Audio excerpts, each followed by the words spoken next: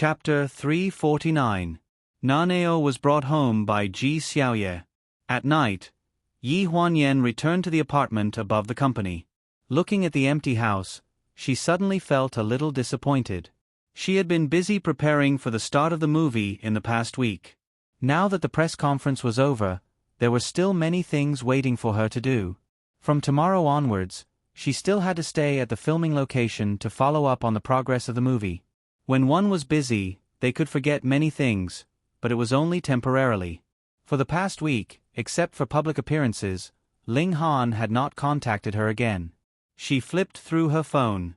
Apart from the phone bills and text messages, there were all kinds of business partners. She did not see what she was looking for.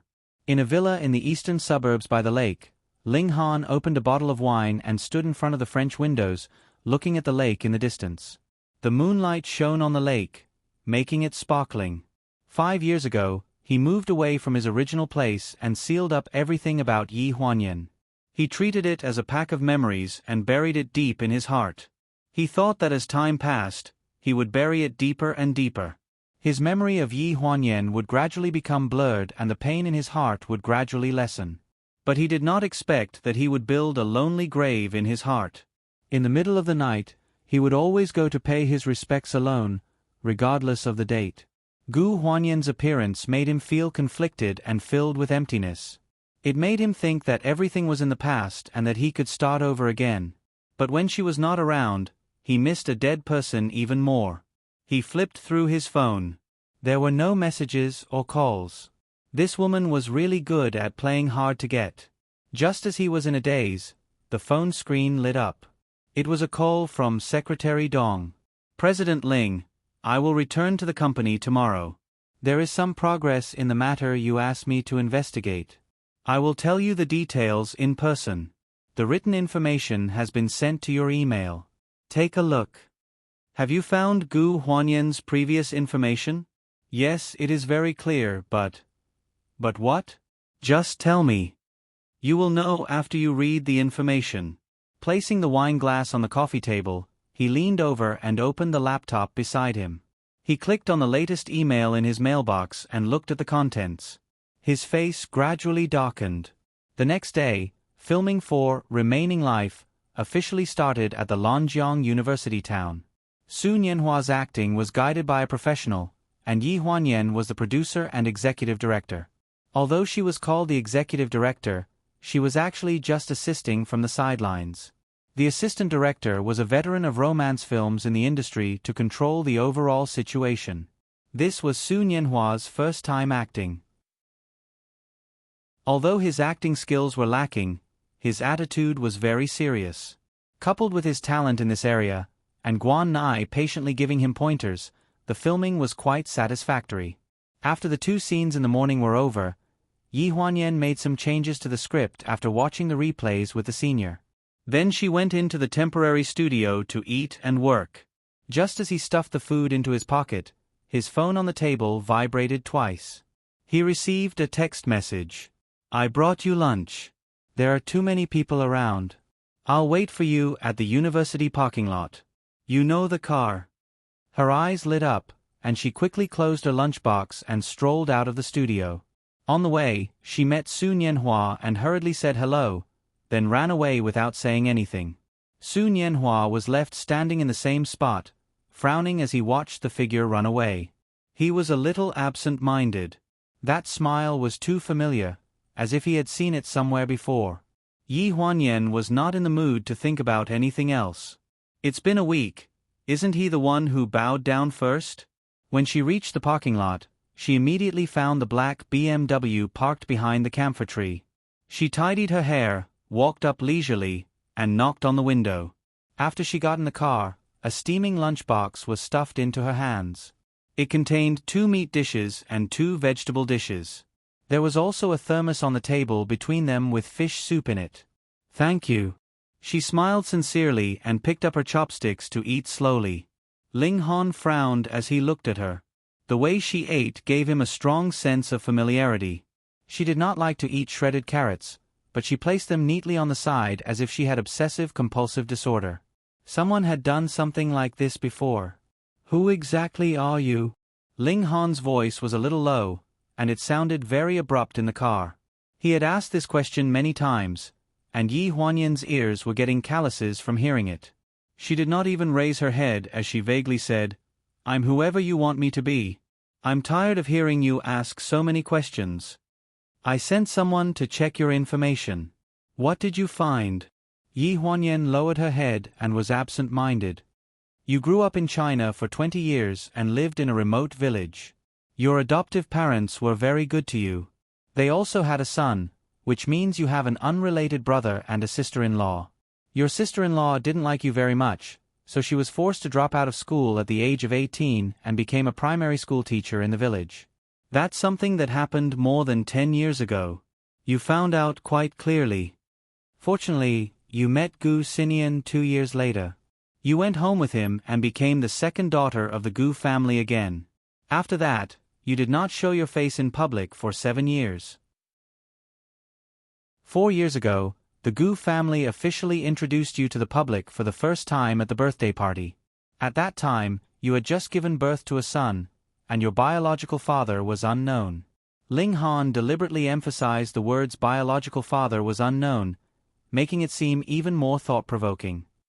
Is there a problem? Yi Huanyan wiped her mouth and raised her head to look at him seriously. You're not here to bring me food today, nor to visit me at work. Are you here to ask about my background? I have to know what kind of person the woman sleeping beside me is. Why? Does my background of growing up in the village insult your identity as the president of the pleasure group? Yi Huanyan looked at him calmly. Her eyes were unperturbed. Are you the one who grew up in the village? Ling Han handed a document to her. May I ask how this girl with single eyelids and a cleft lip and palate looks like you? Can you please explain it to me, Miss Gu? Yi Huanyan's eyes froze. She looked at the 18-year-old girl on the document and was a little absent-minded. She was a skinny little girl who looked less than 18 years old. She was born with a cleft lip and palate, single eyelids, small eyes, and rough skin. No matter how one looked at it, she did not look like her current appearance. Seeing her slightly stunned expression, Ling Han thought that she had admitted that her identity was fake. He sneered. Can you explain it? There's nothing to explain. Yi Huanyan took a deep breath. Her face was cold. Thank you for letting me see my past appearance. It made a woman like me, who is high above others, realize that it was not easy to get this face of mine. What do you mean? Ling Han's eyes darkened. Yi Huanyan curled the corners of her mouth and put down the document. Since you've investigated so deeply, why didn't you find out that I was burned in a fire 5 years ago and then had plastic surgery afterward? Ling Han's face froze. As for the fact that my child's biological father is unknown, I'm not afraid to tell you if you want to know. My ex-husband died in that fire because he was having an affair with another woman behind my back. He planned to die together with me, but God pitied me. I escaped death and even had a child. Are you satisfied with this explanation, President Ling? Chapter 350. Isn't a woman like me very scary? After the crisp sound of the door closing, Ling Han was the only one left in the car.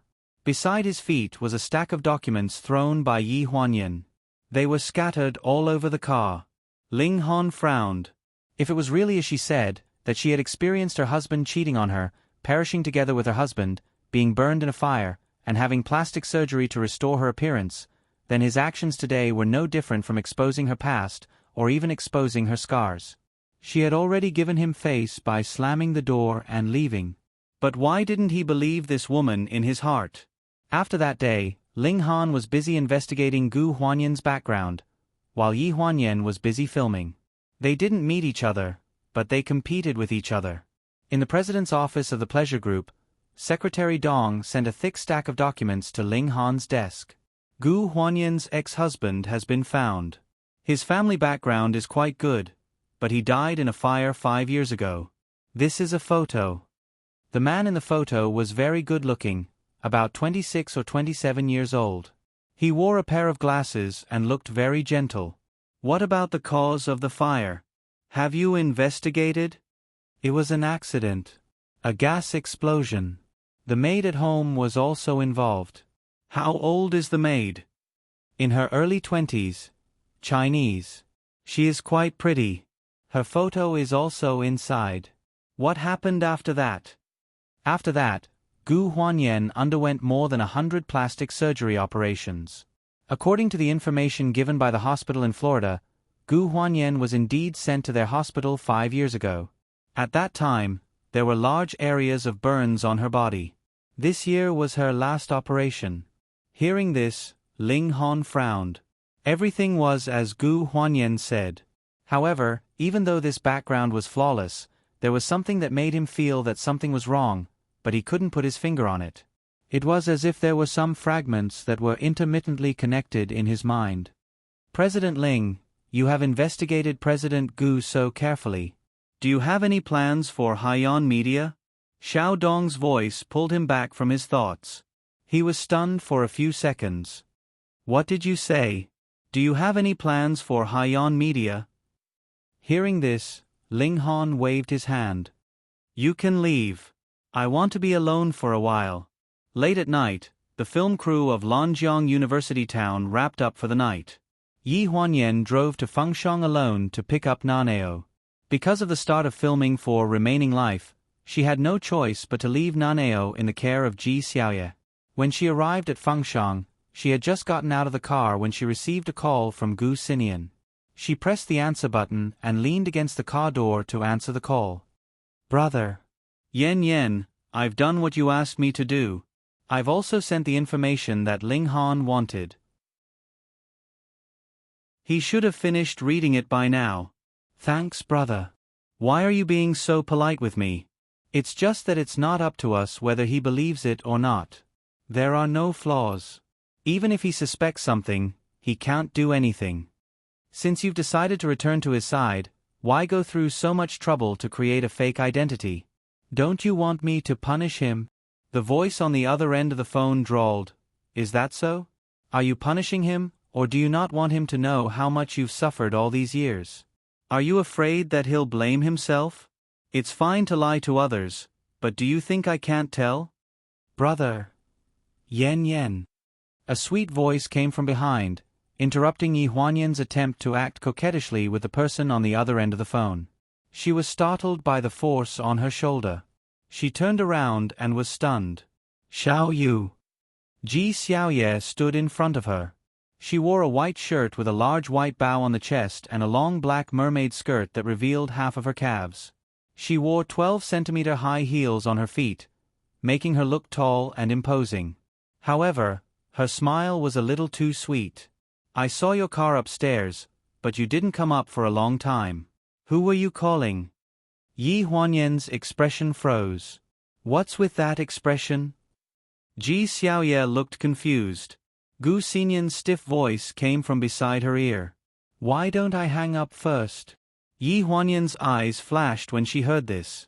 She suddenly put on a sly expression and covered the receiver of the phone. She whispered to Ji Xiaoye, It's my mother. Master Wan. Ji Xiaoye's eyes lit up and she shrieked, Can I speak to Master Wan for a while? No, just one sentence will do. Ji Xiaoye had admired Wan Yi for a long time. The Wan family was a well-known family of Chinese jewelry designers in Northern Europe. Wan Yi was the only successor of the Wan family's jewelry design skills. Many of her works were treasured in the Museum of Treasures, and the few that were sold at sky-high prices. Yi Huanyan coughed twice. Are you sure? Of course I'm sure. All right then. Yi Huanyan took a deep breath and let go of the receiver. Xiao Yu wants to speak to you. After the person on the other end of the line responded, Yi Huanyan handed the phone to Ji Xiaoye. She picked up the phone without saying anything. Auntie, I'm Xiao Yu, Yen Yan's best friend. Did you know that I admire all of your works very much? Especially the Love of the Stars set that you won at the 12th Annual Jewelry Awards. I've always wanted to get to know you. Xiao Yu, it's me. The deep voice on the other end of the line drowned out Ji Xiaoye's monologue. Those 4 simple words caused her mind to go blank. She didn't know when, but she was the only one left in front of the Fengshang building. Her back was to a car, and Yi Huanyan was nowhere to be found. People were coming and going on the road in the distance, but she could only hear those 4 words. Xiao Yu, it's me. After a long time, her voice sounded in front of the spacious building. I'm sorry, I got the wrong person. After the call ended, she gripped the phone tighter in her hand. Only she knew that the moment she heard his voice, thousands of answers flashed through her mind crazily. But none of them were the words she had just heard. It's you. Long time no see. How have you been? Yes, I'm Xiao Yu. It's been 5 years. Why didn't you contact me? Gu Xinian, you bastard. In the chief editor of Feng Shang's office, the little boy was sleeping soundly on the small bed in the cubicle. Yi Huanyan covered him with the quilt that had been kicked away. Well, he was young and mature. After all, he was still a child. The door opened outside the cubicle. Ji Xiaoye was sitting behind the desk with her eyes lowered. She looked very depressed. Xiao Yu. Yi Huanyan closed the cubicle door and walked into her office. He looked embarrassed. What's wrong? Your phone. She glanced at the desk sadly. That. I think. My brother has you in his heart. It's just that there are some things that he needs to deal with himself. Forget it. Don't mention him. I'm sorry. Yi Huanyan suddenly regretted taking the initiative to let Ji Xiaoya answer Gu Xinian's call when she was completely unprepared. After Gu Xinian disappeared from the face of the earth 5 years ago, no matter what channels Ji Xiaoya used to try to find him, he always avoided her. The most recent time was at her birthday party 2 years ago. As the chief editor of Feng Shang, Ji Xiaoye attended the opening dance. After the opening dance, Yi Huanyan wore a mask and watched Ji Xiaoye search the entire hall. Gu Xinian's figure was drowned in the crowd. Chapter 351. Why are you apologizing to me? There's nothing to be sorry about. Xiao Yu. Yi Huanyan sighed and said in frustration, I can't even figure out my own affairs. How can I meddle in your affairs? I feel so useless. Ji Xiaoye was silent behind the desk for a few seconds. Suddenly, she stood up with her hands on the desk. Come with me to the nightclub tonight. Who will love only one person in their life? Yi Huanyan stared at her for a long time. Are you crazy? Who's crazy? Are you going or not? If not, we're not friends anymore. Naneo. My assistant will keep an eye on you. Are you going or not? Ji Xiaoye bent down and acted aggressively as the chief editor of Feng Shang. Yi Huanyan made up her mind. I'm going. In the old times bar, the music was deafening. Men and women were dancing on the dance floor. The red and green lights swept the whole place, burning the whole place.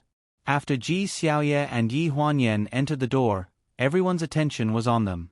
Ji Xiaoye was wearing an off-shoulder black shirt with a bow loosely tied around her waist, revealing her slender waist. She was wearing a black leather skirt that wrapped around her hips. She looked very dark. Yi Huanyan, on the other hand, was wearing a dark gold tight-fitting dress that revealed a large portion of her chest. Her entire body was like a sparkling water snake as she swayed along the aisle. The lighting engineer seemed to like them very much. The spotlight followed them all the way to the booth where they were sitting. When the light finally moved away from them, Yi Huanyan pulled the strap on her shoulder unnaturally. She looked embarrassed. Hey, Xiao Yu, I'm not used to this dress. Does it really look good? Why does it feel weird? This is the main style of Barley's show this year. Only you can wear it because you have a good figure. Most people can't wear it. As Ji Xiaoye spoke, she winked at the men on the edge of the dance floor. Following her gaze, Yi Huanyan glanced at the non-mainstream men writhing crazily on the dance floor. She was deeply shocked and the smile on her face froze. Even if you want to have fun, you should find someone who looks normal. Do you have to be so desperate? Is it bad? I think it's not bad. Ji Xiaoye raised her eyebrows and looked indifferent. While they were talking, the waiter served 2 glasses of wine. They were red, yellow, and blue with a small cherry on the rim of the glasses. We didn't order wine. Yi Huanyan was hesitant. It's from the gentleman over there. The waiter pointed to a place not far behind Yi Huanyan. Following the waiter's direction, Yi Huanyan looked back. Diagonally behind her, there were 3 men sitting in a booth 2 tables away. They were wearing the same style of flowery shirts with a circle of fancy things hanging around their necks. They were either heartless rich second-generation heirs or ignorant tycoons. Yi Huanyan shuddered. "Thank you, gentlemen. Please take these 2 glasses of wine back. We don't need them." Ji Xiaoye frowned and stopped the waiter. "Isn't it just a glass of wine? If worst comes to worst, we can just invite them back. Please send the most expensive wine to those 3 gentlemen and put it on my tab." After hearing her bold words, the waiter ran away faster than a rabbit. He didn't care about Yi Huanyan's attitude at all. After the waiter left, Yi Huanyan rolled her eyes at her. "Which of the 3 men over there do you want to sleep with? If you want to sleep with even one of them, I won't stop you tonight. You're crazy. In this world, only good-looking and well-dressed men are good men." Ji Xiaoye drank some wine. Although she wasn't drunk, her eyes were misty. "Ling Han is good-looking and well-dressed. He has good taste and is a popular lover. Is he a good man? Bullshit. Your brother is better-looking and well-dressed. He's as rich as a country. Is he a good man?" Yi Huanyan was speechless. She could only drink with her. Tonight was destined to be a sleepless night. Only by getting drunk could one resolve 1,000 worries. After 3 rounds of drinking, Ji Xiaoye was already dizzy. She cursed. "Gu Xinian is a bastard." She also desperately asked the waiter to bring her more wine. How was this seeking pleasure? She was clearly getting drunk. Yi Huanyan was a good drinker. From time to time, he would accompany her to drink a few glasses. For safety reasons, he didn't let himself drink too much. "Beauty, do me the honor of dancing." Yi Huanyan waved her hand and said apologetically, "I'm sorry, we are waiting for someone." Yi Huanyan didn't know how many waves of wretched men were standing beside her. The uncle had a red hairstyle that resembled a salted egg superman. The muscles on his face could be squeezed out 2 kilograms of oil. He walked with a light gait. It was obvious that he had drunk a lot. He stared at Ji Xiaoye with greasy eyes. "Who are you waiting for? It's already 12 o'clock. You've been stood up, right? Why don't you play with me? I'll make sure you have fun. Okay, let's go." Ji Xiaoye was drunk. She slammed the table and stood up. She even took the initiative to put her arm around the uncle's shoulder. She looked like she was offering herself to him for free. The uncle's face immediately turned red. "Beauty, let's go." Yi Huanyan was anxious. She stood up and grabbed Ji Xiaoye. She apologized to the uncle again. "We're really waiting for someone. Her boyfriend will be here soon." "Brother, I'm so sorry." "I don't have a boyfriend." Ji Xiaoye shook off her hand and sighed. "Your brother doesn't want me anymore. That bastard." Yi Huanyan wanted to pull her away, but the uncle stopped him. He looked impatient. "Hey, what's wrong with you? I'm dancing with this beauty willingly. Why are you interfering? Stay here." With that, he pulled Ji Xiaoye onto the dance floor. Yi Huanyan couldn't stop him. After Ji Xiaoye's figure disappeared into the crowd, Yi Huanyan only saw a fiery red nose shining in the crowd from a distance. She was going to follow them, but there was earthquake on the dance floor. If she didn't follow the rhythm, she would be knocked around. She only took 2 steps before she was knocked around by the men and women who were shaking their heads wildly. In the end, 2 kind girls couldn't stand it anymore and pulled her out of the dance floor. She held the railing and walked back the way she came. She watched Ji Xiaoye and the uncle's crazy dance across the edge of the dance floor. She took out her phone to take a video of the scene and sent it directly to the culprit on the other side of the ocean. Gu Xinian's call soon came. Yi Huanyan had to find a quiet place to answer it. She held the phone for a long time and finally found a quiet place in the bathroom. Gu Xinyan's anxious voice came from the phone. Where are you? Yi Huanyan sighed. Old-time bar on Zhongbian Bar Street in Lonjiang City. What's the point of asking these questions? You can't come. Where is she? Let her answer the phone. Don't. She's drunk out of her mind. Believe it or not, she'll only call you a bastard when she answers the phone. Why is it so quiet? The voice on the other end suddenly sank. Where are you now? The bathroom. Didn't I answer your call? Hang up the phone now and go back immediately. I have a feeling that something is going to happen to her.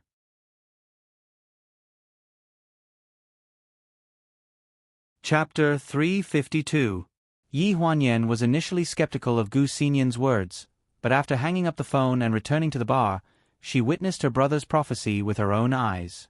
There was a commotion on the dance floor, and the crowd was in chaos. Yi Huanyan stood in the same spot, only to see a red airplane head disappear into the crowd with a whoosh sound, followed by the sound of electrical circuits. Immediately, the tremors on the dance floor stopped abruptly, accompanied by a man's roar, F*CK, are you a F*King dog? Did you bite someone? B*TCH. You're the one who bit me. Hearing the voice, Yi Huanyan rushed into the crowd and saw Ji Xiaoye in the middle of the crowd. The uncle with the airplane head fell to the ground at this moment, staring at the situation in front of him with a shocked expression. Obviously, he was also stunned. The one who was bitten was the man of the couple. At this moment, he was holding his arm and glaring at Ji Xiaoye angrily. Seeing that he was about to hit Ji Xiaoye, the uncle with the airplane head finally came to his senses and stood up from the ground to protect Ji Xiaoye behind him. He tried to smooth things over and said, Hey brother, let's talk nicely. Don't hit me. Yi Huanyan squeezed through the crowd desperately, thinking that this uncle with the airplane head was still loyal. What do you mean don't hit me? Your girl bit mine first. Are you crazy? That's because I saw you acting like a hooligan. Ji Xiaoye stubbornly stuck her head out from behind the uncle with the airplane head, looking like she was adding fuel to the fire. Just as she said something, she was pulled back behind by the uncle with the airplane head. Hey my lady, you can shut up. I saw it, he touched her butt. Following Ji Xiaoye's hand, the crowd's eyes fell on the couple, and the crowd was in an uproar. Although this kind of thing was common in the bar, the crowd was looking for fun, so naturally, they didn't mind watching the show.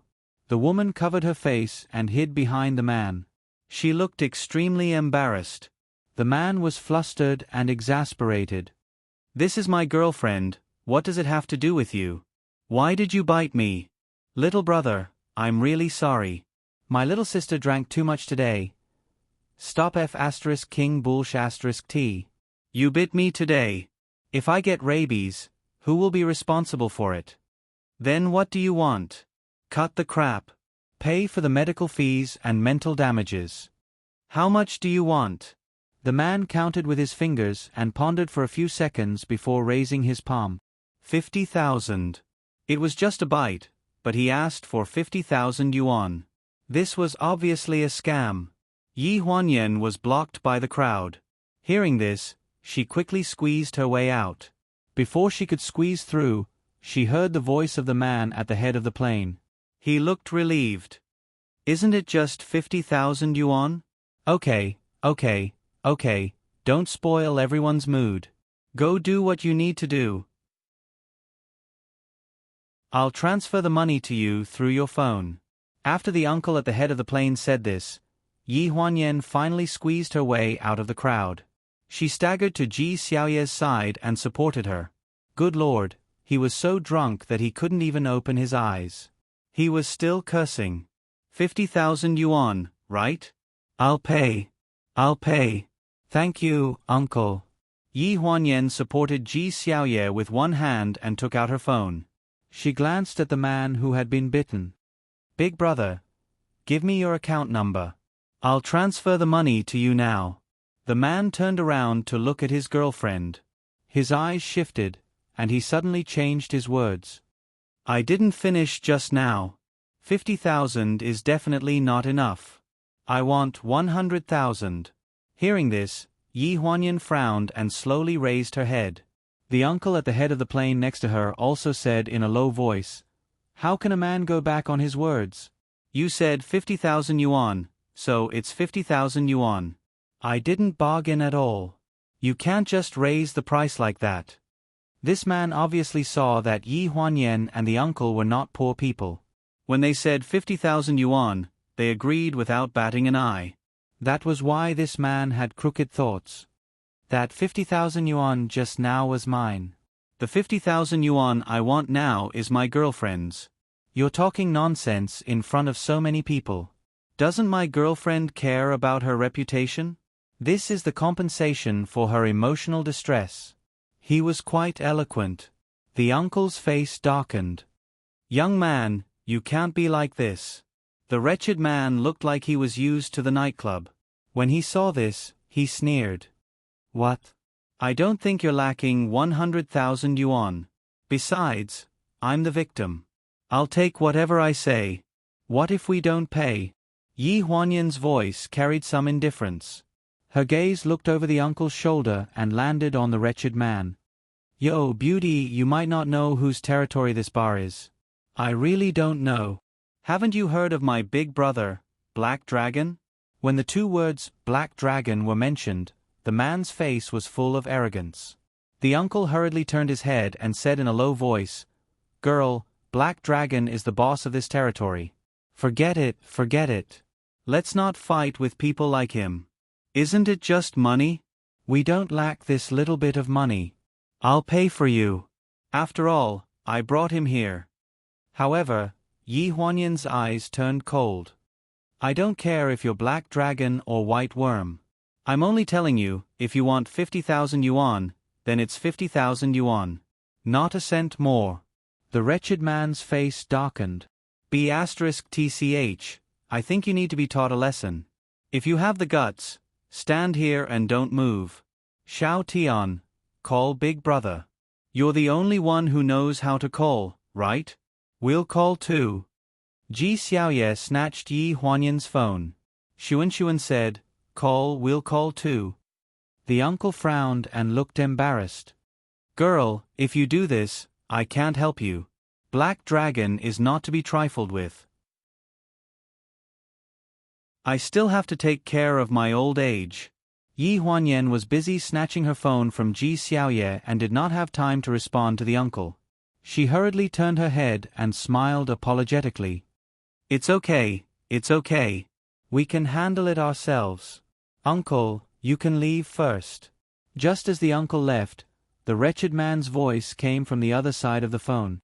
"Big brother, it's me. Something happened at the Old Times bar. Can you come over? Someone's causing trouble." As he spoke, Ji Xiaoye waved her phone and said fiercely to the wretched man, "You're the only one who has a big brother.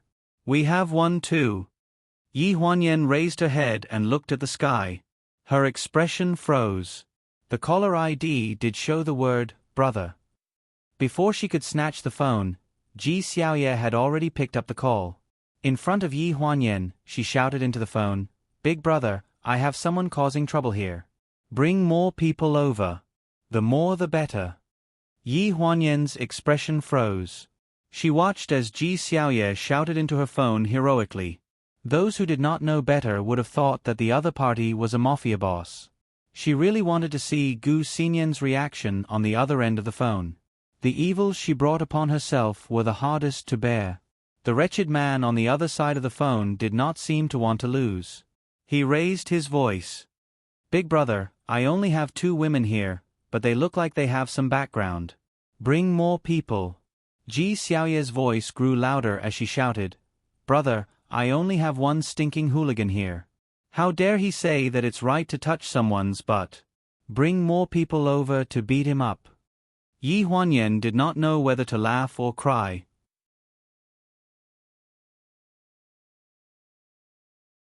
Chapter 353. Small conflicts escalated to big conflicts, leading to fights between the two parties seemed to be a common occurrence in bars. However, people who went to nightclubs to have fun were always hot-blooded. They never got tired of such lively events, as if they were attending a feast. Within 10 minutes, The news of someone smashing up the Old Times bar had spread throughout the entire bar street. As a result, the entire bar was surrounded from the inside out. If one wanted to enter after 20 minutes, they would have to pay the entrance fee or prove their relationship with the person involved. Ji Xiaoye hung up the phone without giving Yi Huanyan a chance to speak. She belched and glared at the other party. "Just wait. My brother's men will be here soon." The wretched man sneered. His gaze fell on the back of the crowd. "Is that so? But my brother is already here." The crowd split into two, making a path in the middle. 7 or 8 strong men wearing black t-shirts with a green dragon pattern strode in. Each of them was fat and strong, looking fierce. The leader had a golden necklace that was comparable to a dog chain around his neck. His shiny bald head shone like a walking light bulb. The bald man looked around and asked coldly, "Who's smashing up the bar?" The wretched man hurriedly trotted over. "Brother, it's the two of them." The bald man's gaze swept from Yi Huanyan to Ji Xiaoye. "Just these 2 girls?" "Not only that. An old man just ran away. He must have gone to get help. That woman was on the phone just now. She was also looking for help. She said that she's going to smash our bar." Hearing this, the bald man's face darkened. He turned to look at Yi Huanyan. "Just the 2 of you? You want to smash our bar? You bit my arm." The wretched man stood at the side and fanned the flames. Yi Huanyan frowned. "We didn't say that we were going to smash your bar." The bald man glanced at her and asked, "Did you bite my brother's arm?" Yi Huanyan pursed her lips. Ji Xiaoye, who was beside her, broke free. "Yes, I did." "What's wrong?" "This rascal. Not only did I want to bite him, I wanted to slap him." The bald man's face completely darkened. "I don't hit women, but since you're causing trouble in my territory, I won't be polite. I'll have to trouble the 2 ladies to come with us. Don't delay the other guests." As he spoke, the 2 big men behind him walked forward and were about to arrest them. "Who wants to smash my bar?" A voice came out from the crowd. It was very cold and carried a bit of disdain. The bald man's eyes froze. He stared blankly at the person who came and said respectfully, "Boss, why are you here? Why are you disturbed by such a small matter?" Yi Huanyan frowned and sized up the person who came. He looked to be about 25 or 26 years old. He was wearing a casual suit. He had almond-shaped eyes and looked a bit evil. The man frowned and walked out from the crowd. He glanced at the wretched man. "I've been standing here for a long time.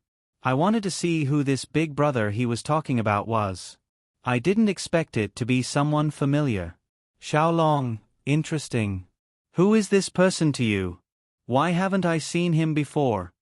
"Boss, this is my brother, Pa." Everyone was shocked. It was the man who walked out from the crowd. He held a magazine in his hand and smashed it hard on the bald man's head. Yi Huanyan also gasped. The bald man was hit so hard that he lost all face. He kept his head down and didn't dare to resist. The wretched man didn't dare to say anything. He stood at the side, his legs shaking like a sieve. "The 2 of you are frightened." The man looked at Yi Huanyan. "My subordinates don't know how to behave. I'll go back and teach them a lesson. As for today's matter, we'll settle the bill according to the previous agreement of 50,000 yuan. We won't mention it again. What do the 2 of you think?" "What about you?" The man looked at the wretched man. "No. No need." The wretched man stuttered. "Account. I'll transfer the money to you." Yi Huanyan looked at the wretched man coldly. She had just taken the phone from Ji Xiaoye's hand and switched to the transfer interface. After the transfer was successful, the man glanced at the bald man. He hurriedly took the wretched man's phone and held it up in front of the crowd. He stuttered, "Everyone here can be witnesses to today's matter. No one in the bar caused trouble today. Our boss has made sure that the matter was settled fairly and according to the wishes of both parties. In the future, we still welcome all of you to the bar to drink. The safety here is still guaranteed, and there won't be any bullying." The applause didn't come. Instead, The crowd kept booing for a long time. Boring. Where's the promised fight? There's only thunder and no rain. It's probably a scam. Is this how the bar advertises these days? The parties involved, Yi Huanyan, the wretched man, the bald man, and the boss who came out of nowhere were all dumbfounded. Were the onlookers these days so hot-blooded? Outside the Old Times bar, the onlookers waved their hands to indicate that the people queuing to buy tickets to enter the bar had dispersed. The overcrowded sign at the door was also quickly removed. Seeing that there were more people coming out than going in, Chen Yin, who had just been surrounded by a group of people, was at a loss. She pulled the waiter at the door and asked, "What's going on? Is there a fire inside?" No. The onlookers have dispersed." "What's going on? Aya, why isn't third sister here yet? She's the slowest. If she's late, there won't even be a speck of excitement left." Chen Yin anxiously looked at her sisters behind her. Next to her, Su Hong was holding a powder box in her hand and was busy touching up her makeup. "Aya, Xiao Wu, why are you in such a hurry? You just came back from the competition and you're in such a hurry to see your man." "A man like this will easily run away. Who said I was going to see him?" Chen Yin raised her eyebrows and looked arrogant. "I'm clearly here to join in the fun." Opposite her, Zhuang Suqiu stubbed out her cigarette and glanced behind Chen Yin. "Third sister is here." In the distance, a woman trotted over to the three of them in her high heels. As soon as she steadied herself, she panted and looked apologetic. "I'm sorry. I had a bill tonight and I was late. A bunch of old men almost drank me to death." I'm sorry. I'll be the one paying the bill later." Su Hong laughed and looked at Chen Yin. She joked, "Is it your turn to pay the bill? Don't you know who the boss here is?" Hearing this, Gu Fengfeng also laughed.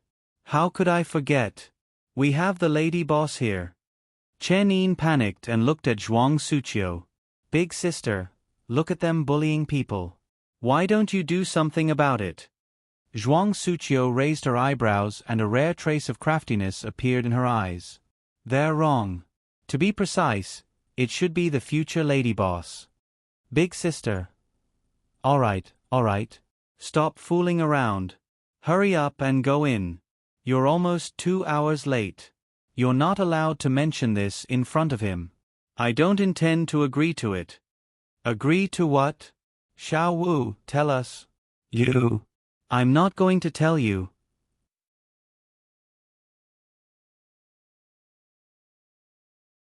Chapter 354. Yi Huanyan finally managed to drag the crazed Ji Xiaoye back to the booth with much difficulty. She felt that she had used up half of her lifetime's worth of energy. The man who had just come to the rescue asked the waiter to bring a bottle of wine over, saying that it was an apology for not taking care of them properly. While the waiter was opening the bottle, Yi Huanyan asked, "Is that person your boss?" "Yes, he is." As they spoke, the wine had already been opened. The waiter said respectfully, "Miss, your wine has been opened. Call me if you need anything." The boss said that as an apology, all the wine you drink tonight will be free of charge. "Thank your boss for me." "You're welcome. Enjoy your wine." After the waiter left, Ji Xiaoye took the lead and downed a glass of wine. Her face was flushed red as she smiled and said, "That's great. I don't have to worry about spending too much money when I drink tonight." "Great my ass." Yi Huanyan rolled her eyes at her. "You can drink, but if you go dancing again, I won't come to a bar with you for the rest of my life." Gu Xinian was too. He said that he would come to the rescue, but he was too unreliable. He still hadn't come. If it weren't for the fact that the boss was here, she and Ji Xiaoye wouldn't even have bones left tonight. Thinking of this, she took out her phone and wanted to call Gu Xinian back to ask him to withdraw his men. Chen Yin brought the three sisters into the bar. Chu Tianque was drinking at the bar. He had just picked up his glass when he saw her. He hurriedly put down his glass and walked up to her with open arms. "Yin, you're finally here." The moment he saw Chen Yin, the devilish charm on his face turned into sincere gentleness. Chen Yin didn't appreciate it. She bent down and slipped under his armpit, avoiding his embrace. She walked towards the lobby and asked, "Isn't there a commotion?" "Where's the commotion?" Chu Tianque missed and looked at the three sisters in front of him awkwardly. Su Hong looked at him mockingly and teased, "Little Chu, our little five was shouting at the entrance that she was here to watch the show." "Where's the show here?" Chu Tianque rubbed his nose and laughed dryly. He turned around and said, "It's been settled just now. Xiaolong's cousin got into a conflict with a guest because of something. It's two ladies, and they had a fight. I promised Yin that I wouldn't let my subordinates fight in the future, so I mediated. I only told you not to fight. I didn't say you should take care of others." Chen Yin rolled her eyes at him, somewhat disappointed. Chu Tianque immediately felt a little uneasy. Should I let them fight again? As soon as she said that, the three people behind her laughed. Before Chen Yin could say anything, she was embarrassed by their laughter. She deliberately glared at Chu Tianque and said, "Why are you laughing? Are you stupid?" Su Hong teased, "Boss Chu was originally quite carefree, but he only became a little stupid after meeting you. You don't know how to appreciate romance. Serves you right for being single until now." Chen Yin blushed and coughed dryly. She deliberately changed the topic and said, "Don't listen to their nonsense. What happened to the two ladies? How did they settle it in the end?" Chu Tianque hurriedly pointed in the direction of the booth. "The drunk lady bit Xiaolong's cousin. We agreed to pay them 50,000 yuan, so I let them pay. Then, I gave the two ladies a bottle of wine, and their bill tonight was waived. It's considered giving both parties face. What do you think?" Chu Tianque's attitude was really sincere. Su Hong and Gu Fengfeng looked at each other and smiled. They both gave Chu Tianque a thumbs up. TSK, TSK, TSK. As a big boss, he made the decision to give someone something to settle the troublemaker, but he still has to humbly ask our Xiaowu if she's okay. "Xiaowu, if I were 10 years younger, I would marry him no matter what. Do you believe me?" If it were any other time, Chen Yin would have chased after Su Hong and hit her with a red face. She didn't know why, but at this moment, her gaze crossed the dance floor and landed in the direction of the booth. She gradually frowned and said in a deep voice, "Chu Tianque, the two ladies you're talking about, are they the two in booth 202? Chu Tianque nodded and said in a gentle voice, "Yes, it's booth 202. I just gave them a bottle of Lafite. The waiter just confirmed the seat number with me. You just said that you made them pay 50,000 yuan? Yes. After all, it's two ladies, so I didn't ask them to pay more. Chu Tianque, are we done?" After saying this, Chen Yin plunged into the crowd. She completely ignored Chu Tianque's surprised expression and looked inquiringly at Zhuang Suqiu and the other two. Zhuang Suqiu and the other two didn't understand what was going on either. They shook their heads and hurriedly followed her. Yi Huanyan was about to call Gu Xinian when a shadow suddenly blocked the light in front of her. She looked up in a daze and saw that it was Chen Yin. Her eyes lit up. "Xiaowu, why are you here? Is your competition over?" Chen Yin's face darkened. She didn't waste any time and said directly, "Sister Yan Yan, I'm really sorry for making you worry tonight. I'll make it up to you another day. Tonight, let's drink somewhere else. Let's go." Yi Huanyan was confused by this conversation and was stunned on the spot. "Xiaowu, what's wrong with you? Are you crazy?" A familiar voice came from behind Chen Yin. After seeing the three people, Yi Huanyan's expression froze. Zhuang Suqiu saw Yi Huanyan and was slightly stunned. "President Gu?" The Zhuang Yu group was in charge of the clothing production of the remaining life. As the current successor of the Zhuang Yu group, Zhuang Suqiu had met Yi Huanyan once. "You know each other?" Chu Tianque's voice interrupted. "Not only do we know each other, the four of us know each other." Chen Yin stared coldly at Chu Tianque. "She's also one of our sisters who went through thick and thin together. She's even closer to us than my biological sisters. How dare you ask my sister to pay a rogue 50,000 yuan? Is there something wrong with your brain? Sisters who went through thick and thin together? Without a doubt, it could only be the group of people in the fourth prison. While Chen Yin and Chu Tianque were arguing, Zhuang Suqiu and the other two were looking at Yi Huanyan. Gu Huanyan, Yi Huanyan. Zhuang Suqiu looked at her with a frown. She seemed to be suspecting something, but she didn't dare to believe it. Gu Fengfeng took a step forward and hesitated. 5 years ago, Gu Fengfeng only said 3 words before she gasped. Her tone was bitter, as if she didn't even have the strength to mention the incident 5 years ago. Yi Huanyan clenched her fingers and looked up. Third sister, long time no see. Everything was clear when she called her third sister. The most surprised person was Su Hong. She looked at Yi Huanyan in confusion. What third sister? Who are you? Gu Fengfeng stood rooted to the ground, crying and laughing. Zhuang Suqiu slowly said, but it was quickly drowned out by the sound waves. She's Yen Yen. Su Hong's body swayed. Fortunately, Chen Yin reacted quickly and stopped arguing with Chu Tianque. She reached out and supported her. Second sister, are you okay? Su Hong waved her hand and looked shocked. Big sister said that she's Yen Yen?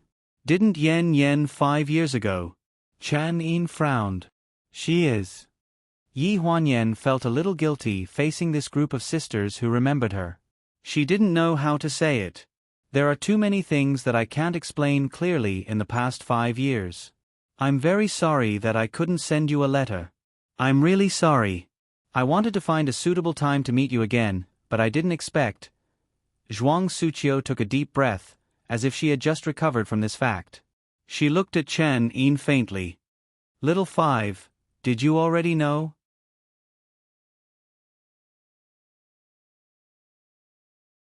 Chapter 355. Big Sis. I also met Big Sis Yen Yen during the competition in Iceland. Didn't I just return to China? Chen Yin said with an aggrieved expression. Then, she turned around and glared at Chu Tianque. It's all his fault. He messed up Big Sis Yen Yan's plan. I was going to plan a surprise for everyone. The owner of the bar, Chu Tianque, who has rolled his eyes for no reason, felt very wronged. Zhuang Suqiu looked at Yi Huanyan with a bit of blame in her eyes. Speaking of which, I seem to be the first one to meet Yen Yen here. I didn't expect that even after meeting her, Yen Yen wouldn't acknowledge me as her big sis. Big sis, I didn't mean to hide it from you. This isn't the place to talk. Yi Huanyan looked around and looked at Zhuang Suqiu awkwardly. Then let's go somewhere else. The one who suggested this was Su Hong. She was the most straightforward and smooth person here. When she saw that Chen Yin was blaming Chu Tianque because of Yi Huanyan, and that her big sis was a bit angry because Yi Huanyan didn't acknowledge her, she knew that they couldn't talk clearly in this noisy place, so they had to go somewhere else. The private room of the Old Times bar had good soundproofing. No matter how loud the sound outside was, it was blocked out. Chen Yin was at odds with Chu Tianque. At first, she wanted to leave and didn't want to stay in the bar. It was only after Su Hong persuaded her that she stopped. At this moment, the private room was too quiet. Ji Xiaoye drank an entire bottle of red wine and was helped in. She was already unconscious and sleeping on the sofa. Yi Huanyan was sitting on a chair. Separated by the coffee table, the 4 sisters were sitting on the sofa in front of her. It was like a 3-way trial. Among the 4 of them, Chan Ing was the easiest to talk to. When they were in Iceland, she had already explained it once. Now, she could help Yi Huanyan say a few words. 5 years ago, the last person Yi Huanyan saw was Gu Fengfeng. No one knew what happened before better than Gu Fengfeng, so it was easy to talk to her. Su Hong had always been straightforward. After hearing about the car accident, she was relieved and didn't have the heart to ask about other things. Big Sister was the only one who had a sullen expression on her face.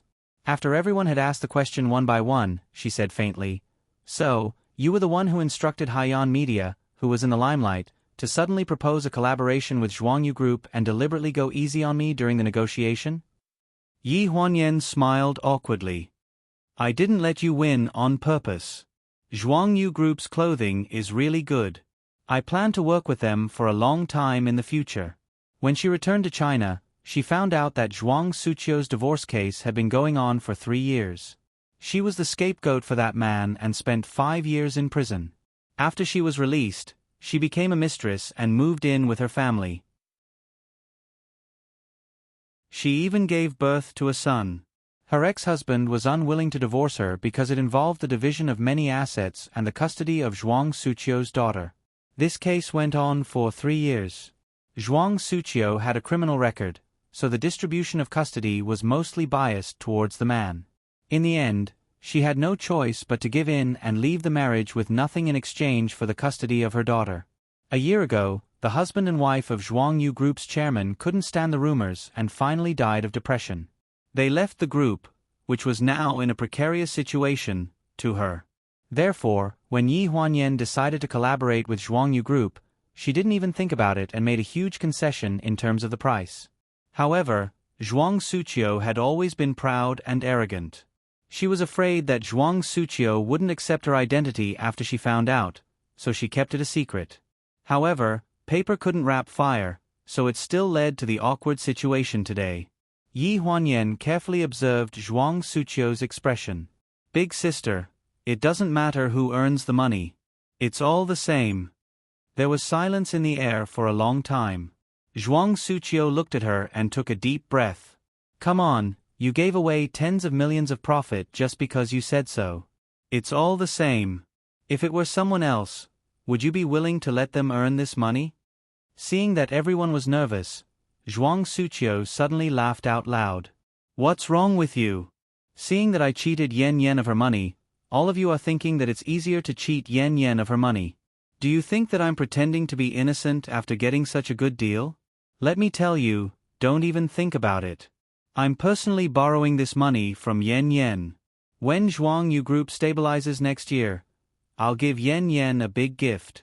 The atmosphere calmed down and Su Hong breathed a sigh of relief. "Hey, big sister, you should have said so earlier. You scared me. If I didn't know better, I would have thought that you were going to play with us." Chen Yin also laughed. "That's right. You scared me to death. You were so serious."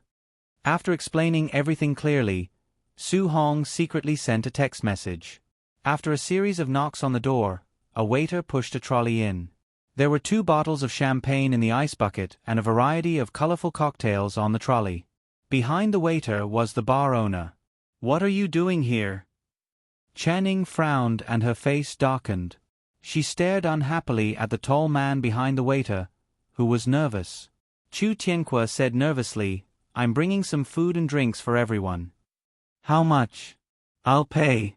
With that, Chen Yin took out money from her bag and stuffed it into the man's hands. "Yin, the one." 8M tall man hugged the pile of cash and swore to the heavens, "I really didn't know that was your sister. If I knew, I would have personally chopped off that rascal's hand and made wine for my sister." Yi Huanyan could also see that the bar owner and Chen Yin had an ambiguous relationship. He had already gone to this extent, but Chen Yin still treated him as a brother. Her unromantic expression was really infuriating. Zhuang Suqiu waved at Yi Huanyan and patted the seat beside her for her to sit down. She whispered into her ear, "This bar is opened by Little Chu. He's chasing after Xiaowu now. Xiaowu is just pretending not to know." Yi Huanyan looked at the scene of Chen Yin pushing Chu Tianque out of the private room. She was a bit confused. "Isn't this acting a bit too much?" Su Hong leaned over from Zhuang Suqiu. "Isn't it Little Chu's fault for being ignorant and incompetent before? Of all things, he mixed with the underworld to collect protection fees. He even cheated Xiaowu of a large sum of money. Xiaowu is also a fool. After being sold, she's still helping others count money while squatting in a cell. She's always talking about how good her big brother is. You're saying that this boss Chu is Xiaowu's big brother before?" Yi Huanyan widened her eyes. "Isn't that so?" Gu Fengfeng also leaned over and said mysteriously, after Xiaowu was released from prison, she found out that Little Chu wasn't a gang's young master at all. He was just a rich second generation who watched too many movies and ran out to be a gangster after arguing with his family. He had a falling out with his parents and spent all his money. When he saw that Xiao Wu was good at fighting, he tricked Xiao Wu and a bunch of other gangsters and followed him all the way to Lonjiang City and made a name for themselves. Rich second generation. Liar. Yi Huanyan didn't know whether to laugh or cry. He's considered a spoiled brat. Then how did he get in touch with Xiao Wu? Su Hong continued. After Xiao Wu was released from prison, she couldn't find him for more than a year, so she returned to the martial arts center. 3 years ago, she won the National Martial Arts Competition in the female category. Coincidentally, it was her 18th birthday, so her martial arts center brothers brought her to old times to celebrate.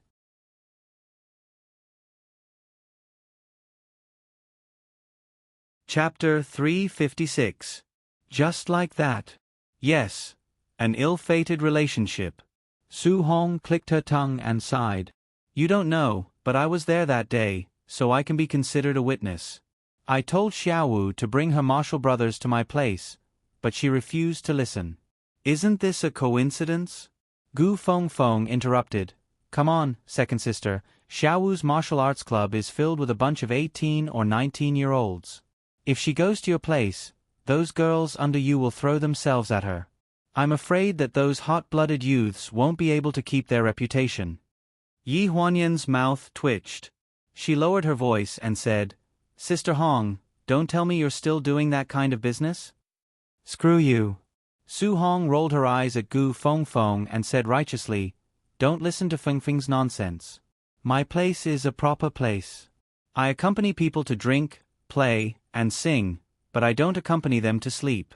At the very least, you're not allowed to do that kind of business in my place. Moreover, all the girls there are highly educated. The lowest degree they have is a bachelor's degree. Today's style is still up for debate.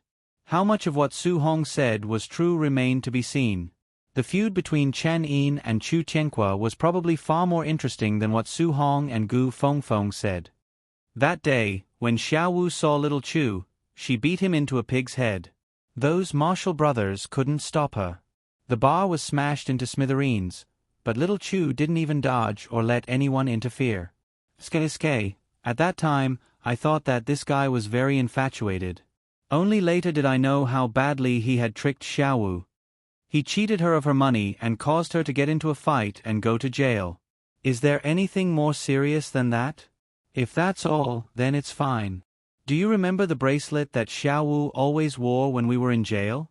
She treasured it like a treasure. I remember. Only later did I find out that the guy said that the bracelet was passed down by his deceased mother and was only passed down to his daughter-in-law. Hearing this, Yi Huanyan laughed dryly. A glass bracelet that cost 5 yuan on the street? Who was he kidding? That bracelet. I thought it was just something a little girl would wear for fun. At that time, everyone could see that the bracelet was a toy, but they didn't know that it had such a hidden meaning, so no one reminded Chen Yin. After being released from prison, Chen Yin went home and asked her brother and sister-in-law to help her find the bracelet. Only then did she realize that she had been fooled. That's not the worst part. Gu Feng spat out a mouthful of melon seed shells and continued. When Xiao Wu first saw Xiao Chu in the bar, he had just gotten engaged and his fiancée was beside him. It was no wonder that Chen Yin was indifferent to Mr. Chu now. Even if she had feelings for him, she had to consider the past. She didn't dare to be passionate about him anymore.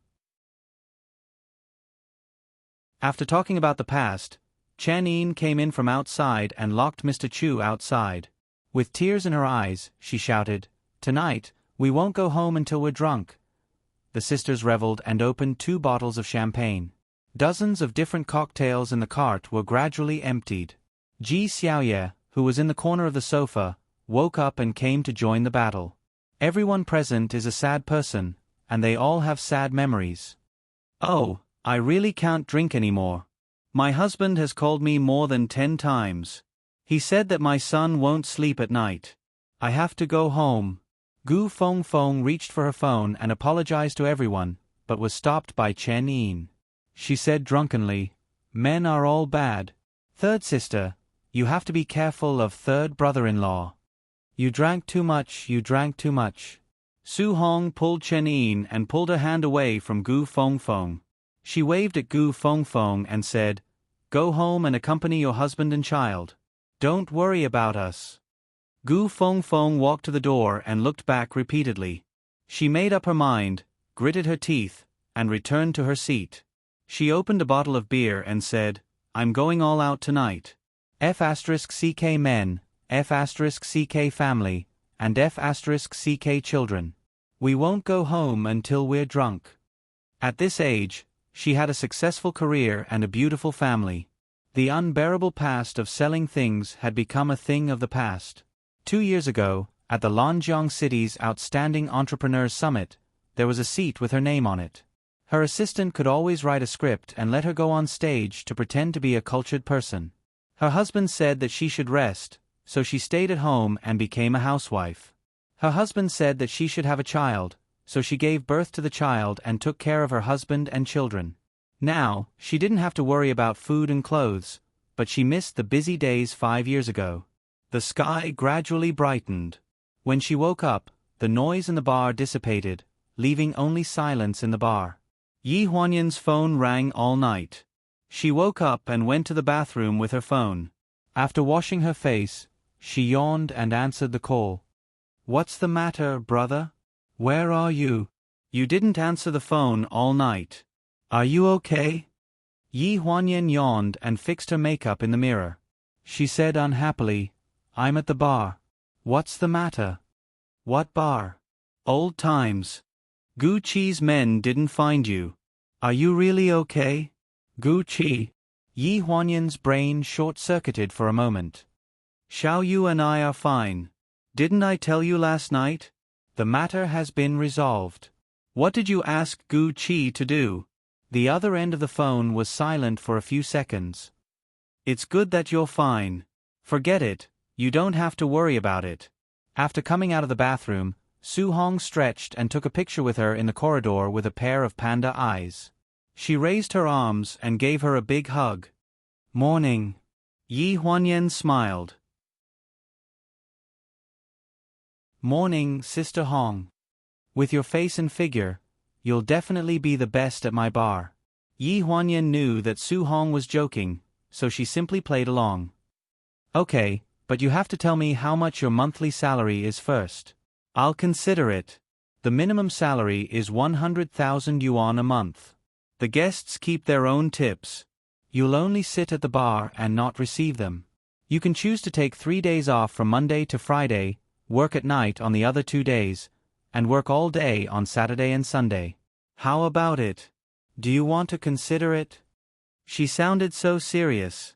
Yi Huanyan's face turned pale. Sister Hong, you sound like you're talking about that kind of business. Su Hong tapped her forehead and laughed. I'm just kidding. My sisters are even going to ban the business of accompanying people to sing. They're going to do a big renovation and build a tea house or theater. Nowadays, rich people like to pretend to be cultured. They're going to pay a lot of money for 2 cups of tea. I can't stand it.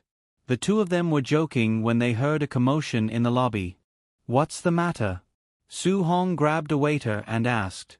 The waiter's face was pale as he stammered. Last night, 25 of our bar branches on North Street and Tonghui Street were smashed by the same group of people. They even detained people and cut off the phone lines. We just released the news. Our boss is still angry. He's already brought people with him and rushed over with weapons. What? Su Hong's eyes widened. Who's so bold? Are they crazy? I wonder who's backing Old Time. I'm not sure. I only know that the leader's surname is Gu.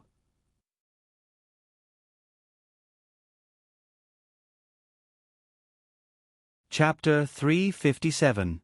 Is his name Gu Qi? Yi Huanyan hurriedly interrupted the waiter. The waiter was stunned. I think that's his name. Su Hong looked at Yi Huanyan in surprise. How did you know? Yi Huanyan frowned and said with a wry smile, Would you believe me if I told you that it was because of a phone call that made a mistake? After she told Su Hong the whole story, Su Hong's eyes widened. Who is your brother?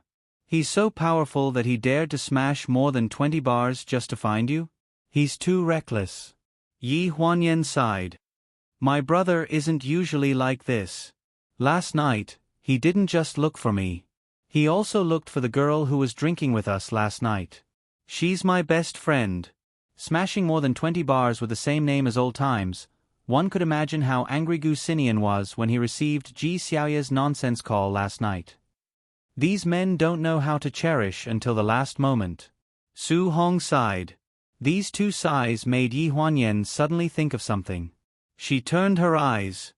Sister Hong, we drank so much from Boss Chu last night, and my brother smashed so many of his branches. Shouldn't we do something to help him? Chen Yin had just climbed up from the sofa when she heard a commotion outside. Chu Tianqua's sidekick, Zhang Baoquan, scrambled in from outside. He covered one of his eyes and lay beside Chen Yin's feet. Sister Yin, something happened. Damn, what happened to your eye? Chen Yin was no longer sleepy. She jumped up from the sofa. Zhang Baoquan was covering one of his eyes, and blood kept oozing out. The back of his hand was bloody, and it was a ghastly sight. Don't worry about me. Boss was beaten up. Hearing this, Chen Yin's face turned pale. She said anxiously, Where? Is someone trying to cause trouble again? The second branch on North Street. His arm was dislocated. Before she could finish speaking, Chen Yin ran out like a gust of wind, leaving behind a room full of sisters and Zhang Baoquan, who was covering his eyes and using all his strength to put on an act.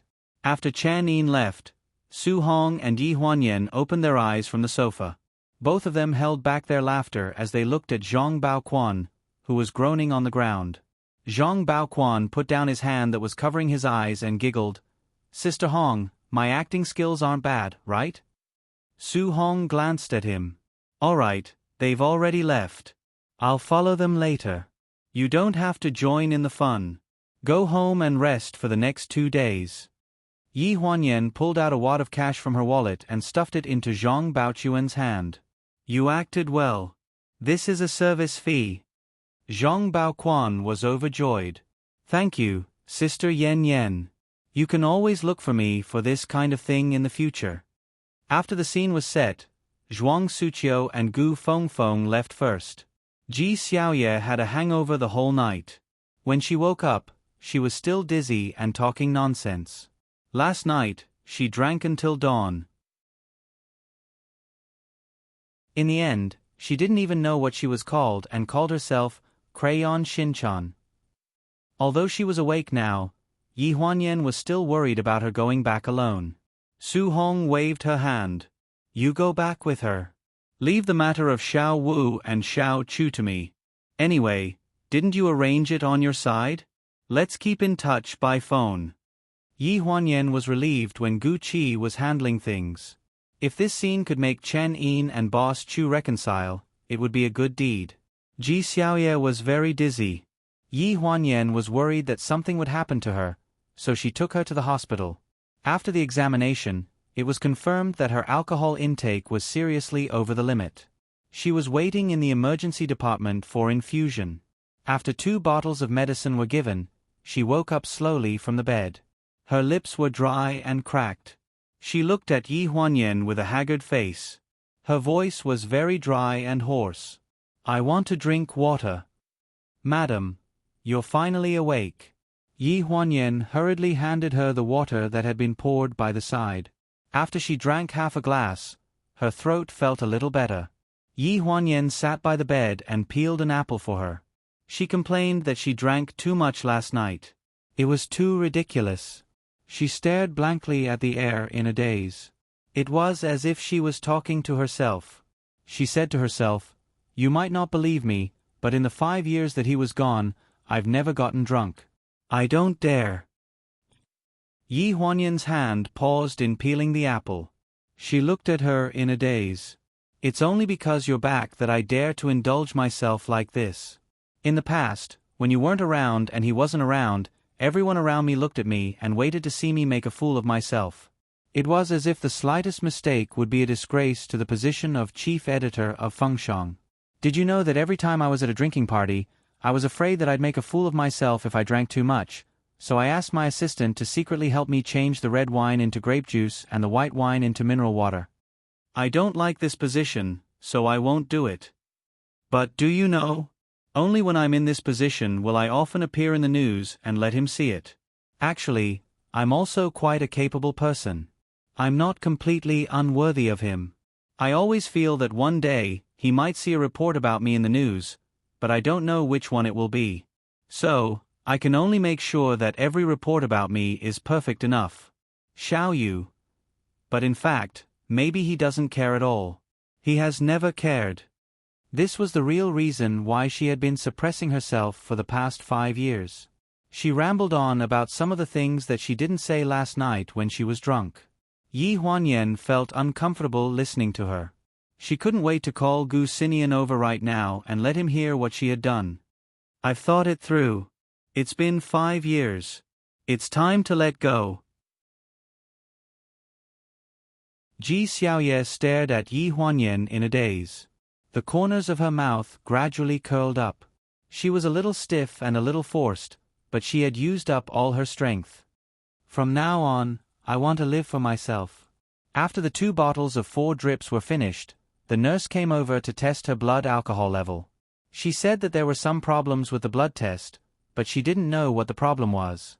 She still needed to stay in the hospital for 2 days for observation, so she was transferred to a normal ward. Yi Huanyan held the blood test report in her hand and frowned as she looked at the blood test results. What do you mean by the blood test results are abnormal? Don't worry first. This situation has happened before. It might not be a blood lesion. At present, we can't rule out the possibility that the test results are inaccurate because of the high blood alcohol level, so we have to wait until tomorrow to do the test again. The doctor looked calm, as if he was talking about something very normal. Although the possibility is not high, family members should still be mentally prepared. Mentally prepared for what? Yi Huanyan's face stiffened. According to this indicator, if these indicators don't return to normal after tomorrow's test, it's very likely to be blood cancer. Yi Huanyan's body swayed. Her face was pale. She suppressed the shock in her heart and asked, "How likely is it?" 30%.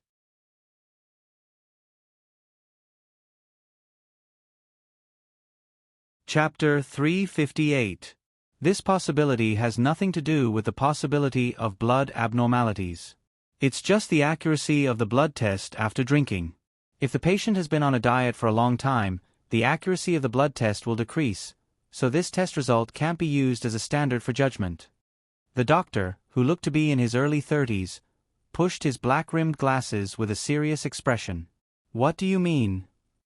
Yi Huanyan was still frightened by the 30% possibility. It means that she's not the only one with problems. The 10 drunk patients who were sent here last night all had problems. They're staying in the hospital for observation so that they can redo the blood test to rule out the lesions. There's no need to worry too much. Yi Huanyan let out a long breath. Doctor, can you finish your sentence in one go? You're scaring me to death. But you still have to be prepared. After all, birth, old age, illness, and death are natural disasters. No one can be sure. The hospital and the doctor can't guarantee that you'll be fine. Doctor, do you want me to be relieved or worried? Half and half. Yi Huanyan's mouth twitched, and she was speechless. It was equivalent to not saying anything. Fortunately, after the doctor's interruption, Yi Huanyan more or less knew that the blood test results did not count. The doctor said all this in confusion because he wanted her to wait for Ji Xiaoye's alcohol level to drop and cooperate with the hospital to redo the blood test. This was to prevent the hospital from taking responsibility in the future if the blood test was not accurate. Stay in the hospital obediently. I still have to keep an eye on the film studio. I'll bring Naneo to see you in the afternoon. Ji Xiaoye nodded dispiritedly, looking haggard. If I knew that you were so restrained with your diet, who would want to take you to a nightclub to drink? Not only did you hurt your stomach, I even thought that I would be responsible for a human life. What human life? Are you cursing me to death? Nothing. Lie down. I'm leaving. Yi Huanyan could not be bothered to tell her more about groundless things, lest she let her imagination run wild again. After leaving the hospital, it was still early. The teacher in the preschool called to inform the park that the afternoon was off and that parents should pick up their children. During this period of time, Ji Xiaoye's assistant had been in charge of Naneo's affairs. However, Ji Xiaoye was lying in the hospital at the moment, and her assistant was acting on her behalf. She was probably very busy in the company. Lanjiang City Bilingual Kindergarten. Yi Huanyan was wearing a khaki windbreaker and white sneakers. She was dressed very casually, and her slender and fair legs looked very well proportioned. Naneo broke free from the teacher's hands and plunged into her arms. "Mommy, why are you free to pick me up today? Where's Godmother?" Yi Huanyan pinched his little face and said with a smile, "Your godmother is in the hospital. She has no time to take care of you today, so you can only follow me." "Hospitalized? I'm going to see Godmother." "Hey, whose son are you?" Yi Huanyan complained as she held his hand and walked out. "How could there be such a son? Your godmother will be discharged from the hospital in the afternoon. I'll bring you to pick her up then. Now, I'll have to trouble you to come with me. I'll have to trouble you to stay with me on set. I have something to do." "What about lunch?" Naneo blinked and looked at her. "There are packed lunches on set. I want to go see Godmother.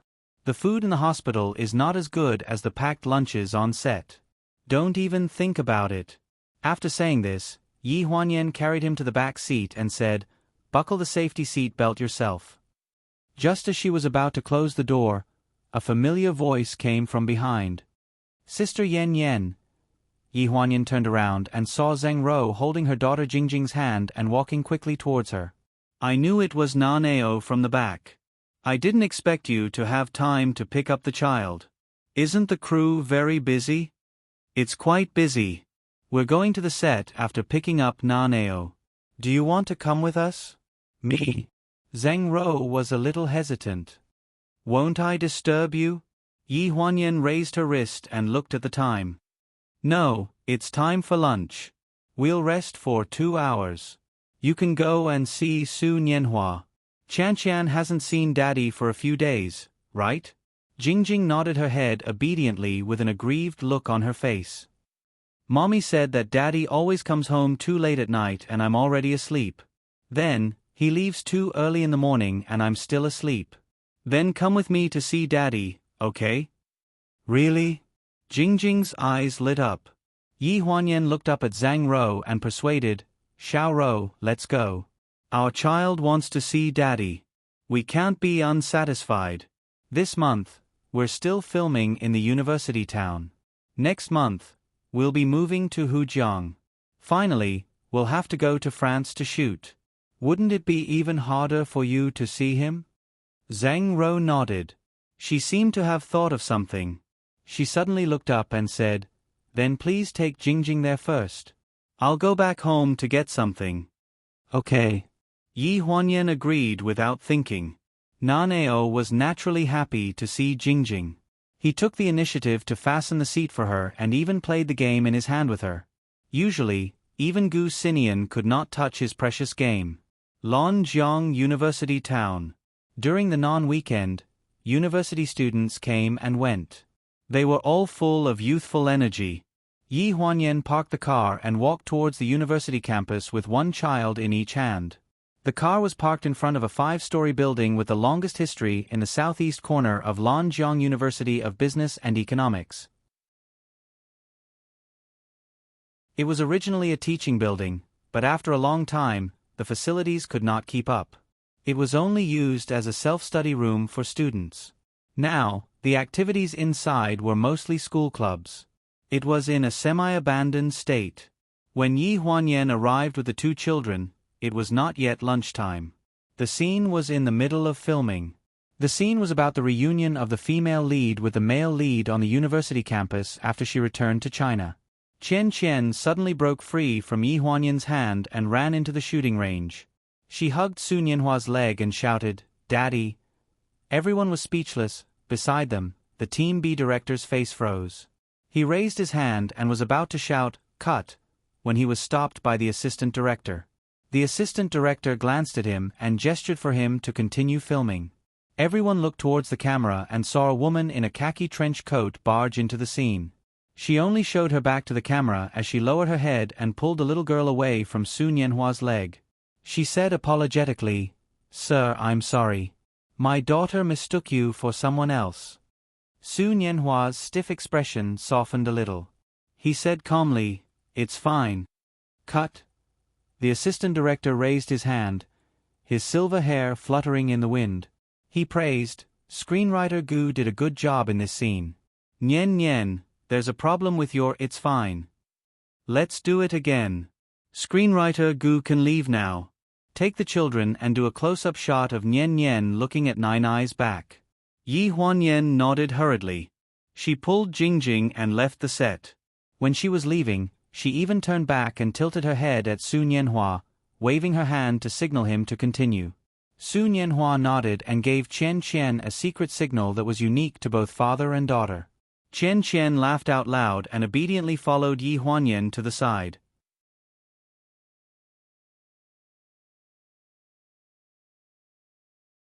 Chapter 359.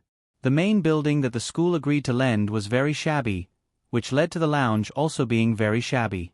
After the scenes in the morning were over, Yi Huanyan waved to everyone to take a break at noon.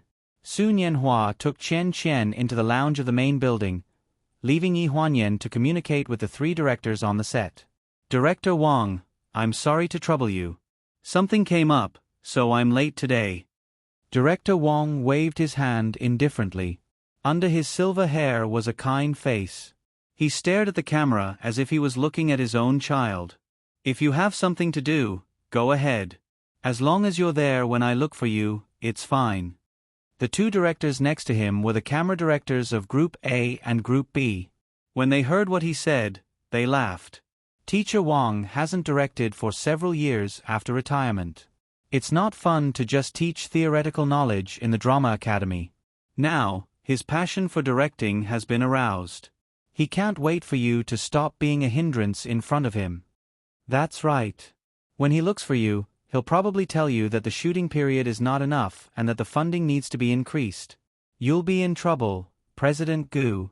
While they were laughing, Zhang Rou came from a distance with 2 thermal containers. She looked around the set as if she was looking for Su Nianhua and her daughter. A few insensible staff members had never seen Zhang Rou before. They thought that she was a visiting fan and impatiently went forward to chase her away. Yi Huanyan hurriedly withdrew from the conversation between the 3 directors and rushed to the rescue. Zhang Rou's eyes were a little gloomy, as if she had been wronged. "I'm sorry, they don't know you. It'll be fine if you come a few more times." Yi Huanyan helped her carry the things in her hands. After weighing them twice, she felt that her hands were sore. She was surprised and said, "What's so heavy? Can your husband finish them all? You're really raising him like a pig." The look in Zhang Rou's eyes suddenly changed and she smiled gently. "It's not just for him. You and Naneo are here too. I made more for everyone to eat. Then he's going to raise us like pigs too." In the lounge, Naneo and Jingjing were sitting side by side as they played games. Su Nianhua seemed to be somewhat dissatisfied that his daughter had been taken by a brat at such an early age. He tried several times to pull Qian Qian onto his lap, but he failed every time. When Zhang Rou and Yi Huanyan came in, Jingjing was shaking off Su Nianhua's hand and said impatiently, "Dad, don't you have anything to do? I want to play this game with Naneo, so don't bother me." "Qian Qian, you just said that you miss Daddy a lot. But I've seen my father now. You don't miss me when you see me? Daddy is going to be angry." "Dad, you're so boring.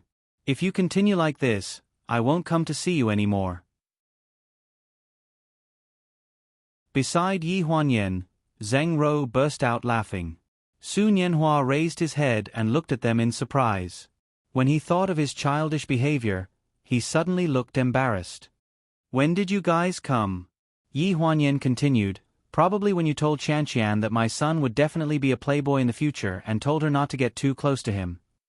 Su Nianhua's face turned pale and he said embarrassedly, "I was just kidding." Zhang Rou was busy unwrapping the various layers of the thermal lunchbox on the simple table. When she heard this, she interrupted, "How can you educate your daughter like this? They're both children, so they're innocent. Why would you say such nonsense to her? No wonder Chanqian dislikes you. Su Nianhua raised his eyebrows. You disdain me too? Zhang Rou's hand that was holding the thermal lunchbox suddenly paused, and a layer of red appeared on her face. She turned sideways to Yi Huanyan, and with her back facing Su Nianhua, she said, I'm not going to talk to you anymore. Hurry up and bring the children to eat. Don't delay your work. Yi Huanyan blinked and had a sly look on her face. Why don't I take the 2 children away for a while? After all, the atmosphere seems a little inappropriate for children. Sister Yan Yan, stop fooling around. Zhang Rou's face was bright red. She pulled her forcefully and sat her down on the chair. Then, she stuffed a pair of chopsticks into her hands. Try the food I made. See if it's delicious. Okay, I'll try it.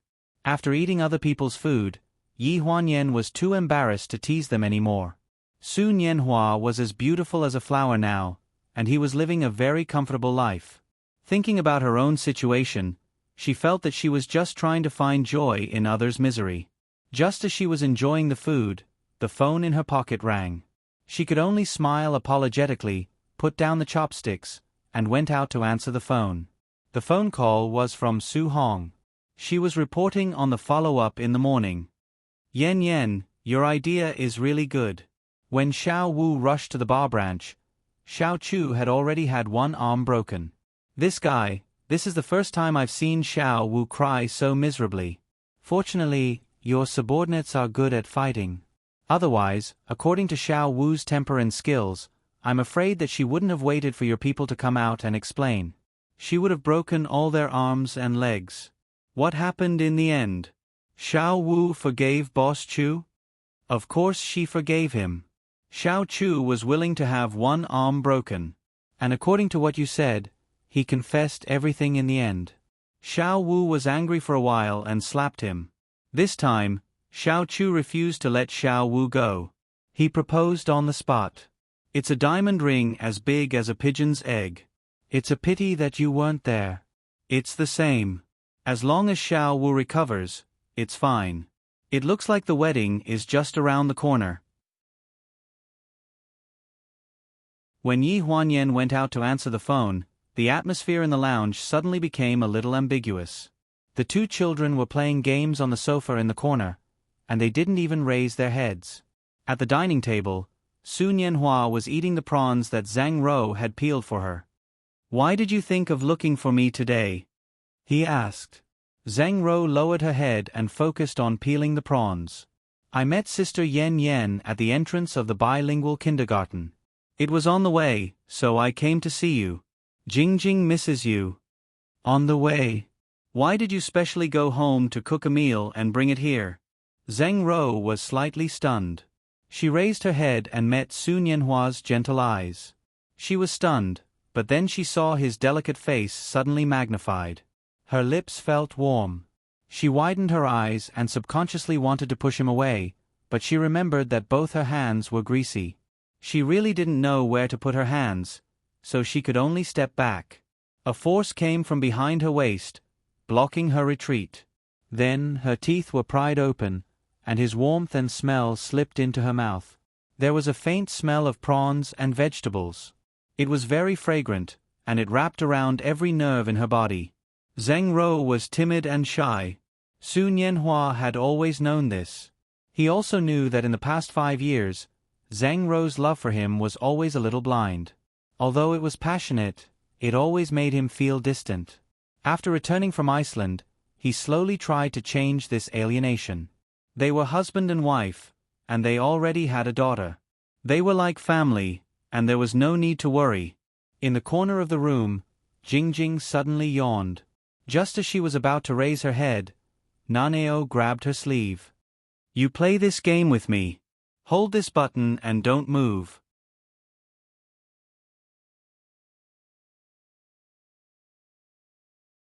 Chapter 360. When Yi Huanyan came back from the phone call, the atmosphere in the room was obviously not right. Zhang Rou's face was flushed, and even her breathing was a little rapid. Yi Huanyan's gaze swept across her red and swollen lips. When she looked at Su Nianhua, The corners of her eyes quietly revealed a hint of a teasing smile. After the scenes in the university town are finished, we have a day off before the transfer. The prop team has to set up the new set, and the artists can take a day off. It seemed that the filming schedule was indeed too tight. Sometimes, it was necessary to give the actors a day off. Zhang Ro lowered her head even more, as if she wanted to bury herself under the table. Su Nianhua looked as if nothing had happened. He nodded at Yi Huanyan and said lightly, "Thank you, director." After the meal, Su Nianhua and Guan Nai started filming. Zhang Ro followed beside Yi Huanyan, looking like she wanted to say something but stopped. "What's wrong? You had this expression when you saw me at the entrance of the kindergarten today." Yi Huanyan's eyes reflected the scene of Su Nianhua and Guan Nai kissing not far away. She lowered her voice and teased, "You're not going to beat around the bush and ask me if your man has anything to do with Guan Nai, are you?" Zhang Ro was slightly stunned and quickly shook her hand. "No, I want to ask something else. Are you free?" At this moment, Director Wang suddenly had an idea. He added 2 scenes for Naneo at the last minute, interspersing this scene with Su Nianhua and Guan Nai's reunion. He created some small misunderstandings, and the effect was not bad. In this way, in the entire crew, it seemed that Yi Huanyan was the only one who didn't help. Instead, she let the stage supervisor do more work to serve her. One moment, he gave her coffee, the next moment, he gave her water, and the next moment, he brought her an air conditioner to blow on her. She found herself annoying. When Zhang Ro asked this, she nodded hesitantly. "I'm very free.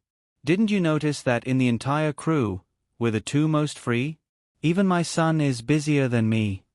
They couldn't find a cafe in school, so they stopped a student by the roadside and asked for a milk tea bar in the back street. The 2 of them ordered 2 cups of milk tea and sat down. The place was very small, and it was class time, so there weren't many people. There was only a table of people sitting in the corner, playing with eggs. There were 2 beautiful young girls, a tall and handsome young man, and a slightly tanned young man. They looked very ordinary, but it was obvious that the 2 girls were interested in the tall and handsome young man. "Xiao Wang," the boy played a card. "Don't." From Yi Huanyan's angle, she saw the girl who shouted, "Don't," silently hide a king card behind the card with a gentle expression. "You don't want it? Haha, then we win." The boy threw down the last card in his hand, a 3. It was really a terrible card. "It's good to be young." Zhang Ro smiled and said this quietly, as if there was a hidden meaning in her words. Thinking about how she asked her out, Yi Huanyan vaguely guessed something, so she looked away. "There's nothing good about it. It's just that you were naive and didn't have so many troubles back then. If you really went back, how many people would be willing to do it all over again?" "You wouldn't want to?" Zhang Ro asked. "Go back to high school, go back to being the most naive and pure, and have the person you love the most by your side.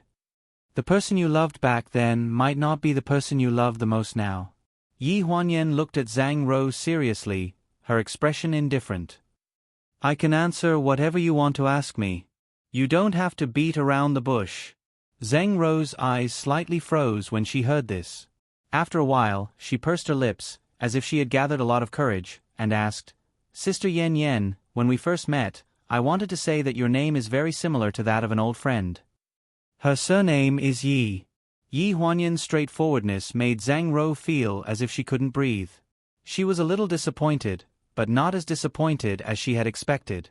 She was a little surprised, but not as surprised as she had initially suspected. She was a little happy, but it was only for a moment. It was as if there were thousands of feelings in her heart at the same time, and she couldn't say them out loud. She didn't expect her to be so calm. "You're her?" "I am."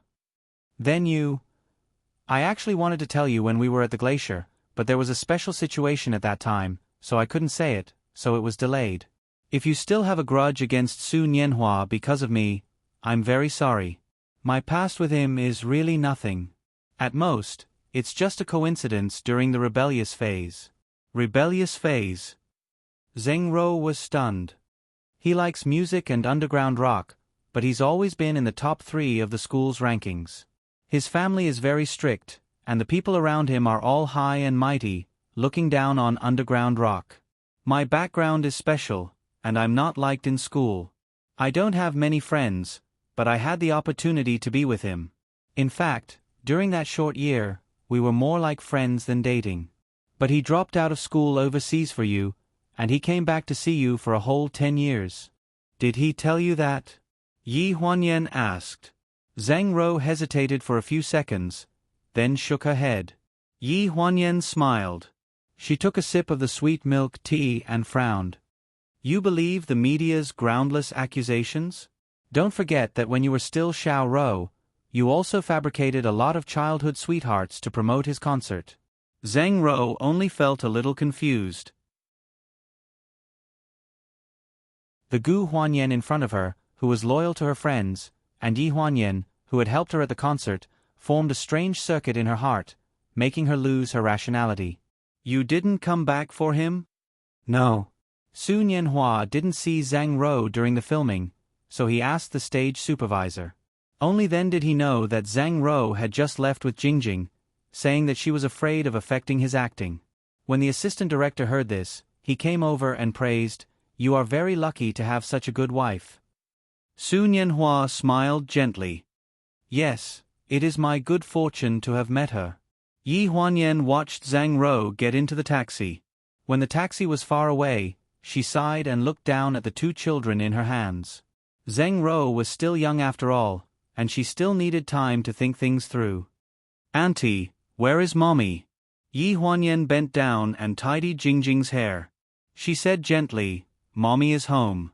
Jingjing and Naneo come to Auntie's house to play these 2 days, okay?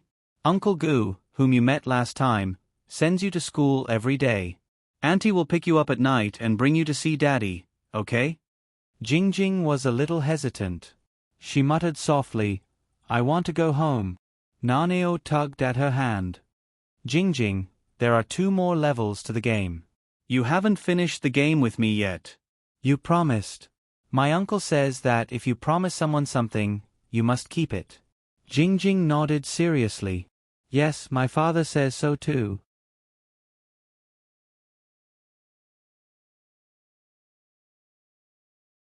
Chapter 361. Jingjing looked up at Yi Huanyan. Auntie, after I finish playing games with Naneo, Mommy will come and pick me up, right? Yes, Jingjing is such a good girl. Yi Huanyan patted her little head and breathed a sigh of relief.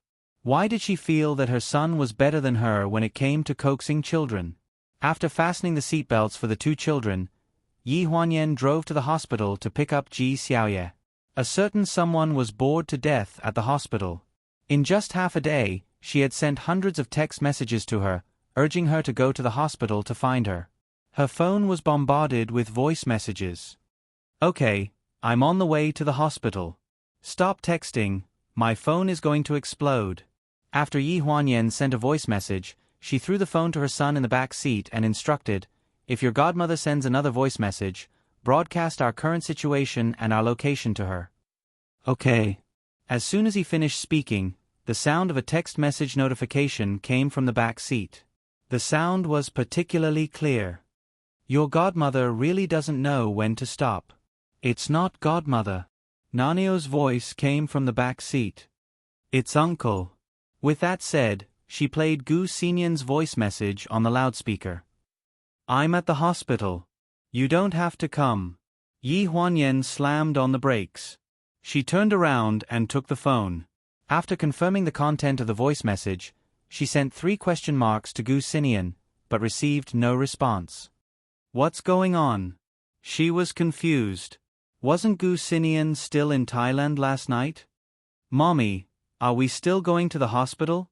Her son's soft voice came from the back seat. Let's go.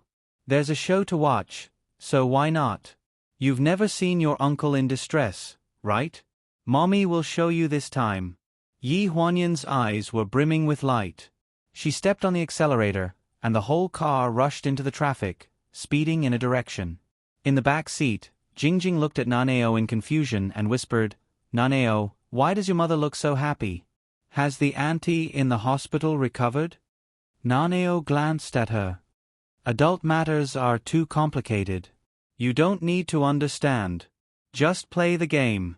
In the first hospital of Lanjiang City, the nurse had just finished a blood test for Ji Xiaoye. Hold the cotton swab and don't move. You can pack up and leave in 5 minutes. The blood test results will be out tomorrow or the day after. Come back to get the results then. After the reminder, the ward returned to silence. Ji Xiaoye looked at the dozens of voicemails on her phone and sighed silently. Damned Yen Yen, what kind of best friend was she? She still hadn't come. After packing up, she walked out of the ward and walked towards the elevator in her 10 centimeters high heels. She was still wearing the revealing outfit from the nightclub last night. Standing in the hospital now, she was particularly eye-catching. She lowered her head and waited for the elevator with an awkward expression. Ding! The elevator door opened. She walked in frantically and didn't pay attention, so she bumped into a broad chest. Her body swayed and a large hand held her firmly by the shoulder. Sorry, I... When she looked up and saw that face, she swallowed the second half of her sentence. Are you okay, Xiaoyu? Gu Xinian asked condescendingly. His voice was still as deep and seductive as it was 5 years ago. Perhaps it was because he had stayed up late, but there was still a hint of hoarseness and difficulty in his voice, which sounded even more seductive. Ji Xiaoye only felt her heart fluster.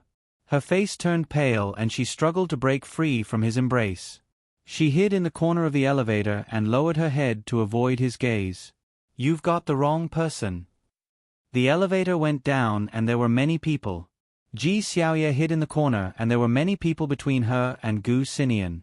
In the car full of people, there were all kinds of smells, but they couldn't cover up the unique scent of each other. Ding! The elevator door opened. Ji Xiaoye hid in the crowd and tried to hide. She acted like an invisible person and hurried towards the hospital entrance. Gu Xinian didn't call out to her and just followed her. Taking advantage of his long legs, he followed her unhurriedly, which made her seem even more flustered. She chased him all the way to the entrance of the hospital, but he was still following behind her. It wasn't easy to get a taxi at the entrance of the hospital, so she walked towards the bus stop in her 10 centimeters high heels. However, he pulled her back. Xiaoyu. Ji Xiaoye gritted her teeth and turned around. She couldn't stand his sudden appearance anymore. What exactly do you want? I finally decided to forget about you. I finally spent 5 years deciding to live for myself and not do useless things for you. Why did you appear at this time? What exactly do you want? Gu Xinian's eyes reflected her hysterical look as she criticized him. He didn't even frown and said in a deep voice, Where are you going? I'll send you. No need. Ji Xiaoye bit her lip, almost biting it open. The sound of a car horn came from behind. It was a white car. A familiar face behind the windshield was looking at them with a half-smile. Ji Xiaoye decisively shook off Gu Xinian's hand. Without looking back, she opened the front passenger door and got into the car. After fastening her seatbelt, she urged, Yen Yen, drive. Hurry up. Wait a minute. I'll come after saying a few words to my brother. Someone in the driver's seat smiled mockingly at her distressed brother. Then, she decisively got out of the car and secretly stuffed the car keys into Gu Xinian's hands. She lowered her voice and said, The little girl in the car is Su Nianhua's daughter. Help me take care of her, and the car is yours. Gu Xinian got into the car, inserted the keys expressionlessly, locked the door, and started the car in one smooth motion. Ji Xiaoye pulled the car door and shouted angrily, Gu Xinian, are you crazy? You're kidnapping me. Let me out. Godma, what's wrong with you? A timid voice came from the back seat. Ji Xiaoye was slightly stunned. Her tone softened a bit. Nanao, you're here too. I have something to do. I can't go with you. I have to get out of the car. Godma, you promised me that you would take me to the Nightlight amusement park today.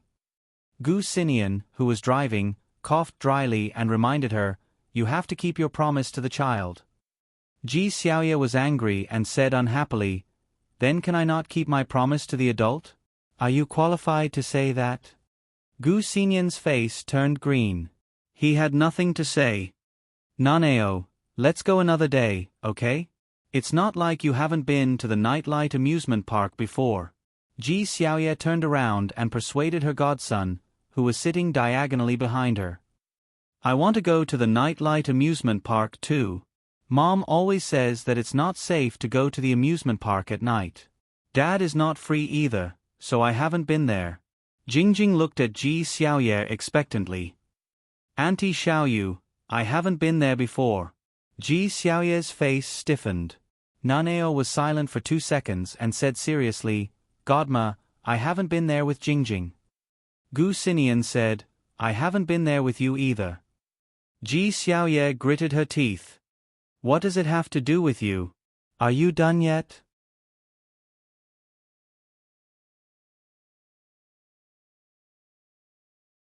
Chapter 362. The sky gradually darkened. Looking at the busy streets of Lanjiang City, Yi Huanyan only felt that it was a little inappropriate to give up the car just now. She hadn't taken a taxi for a long time. She had forgotten how difficult it was to take a taxi during rush hour, especially in front of the hospital. Even if she could take a taxi, judging from the current situation, she was afraid that it wouldn't be as fast as her 2 legs. Just after crossing the zebra crossing, her phone rang.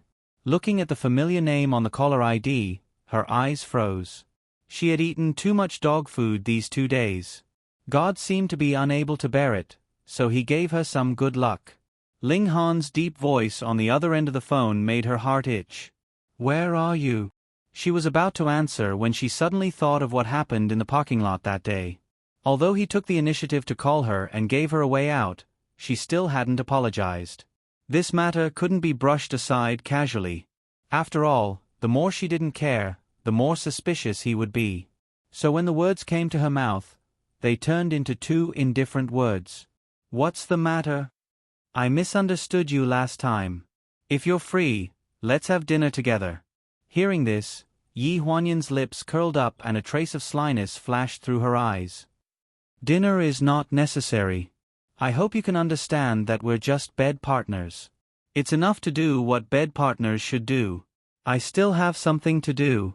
Goodbye, President Ling. After saying this, she directly hung up the phone. Ling Han had made her angry for several days. It wasn't easy to seize the opportunity, so she had to get back at him. If he really wanted to apologize, he would call again. Yi Huanyan counted the seconds and walked towards the subway entrance. 1, 2, 3, 10 seconds later, the phone rang again. Hello. She suppressed the pleasure of success and coughed dryly to hide her emotions. She pretended to be indifferent and said, Why are you calling again?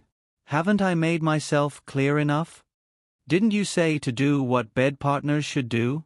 The voice on the other end of the phone was cold and clean, but with a hint of abstinence.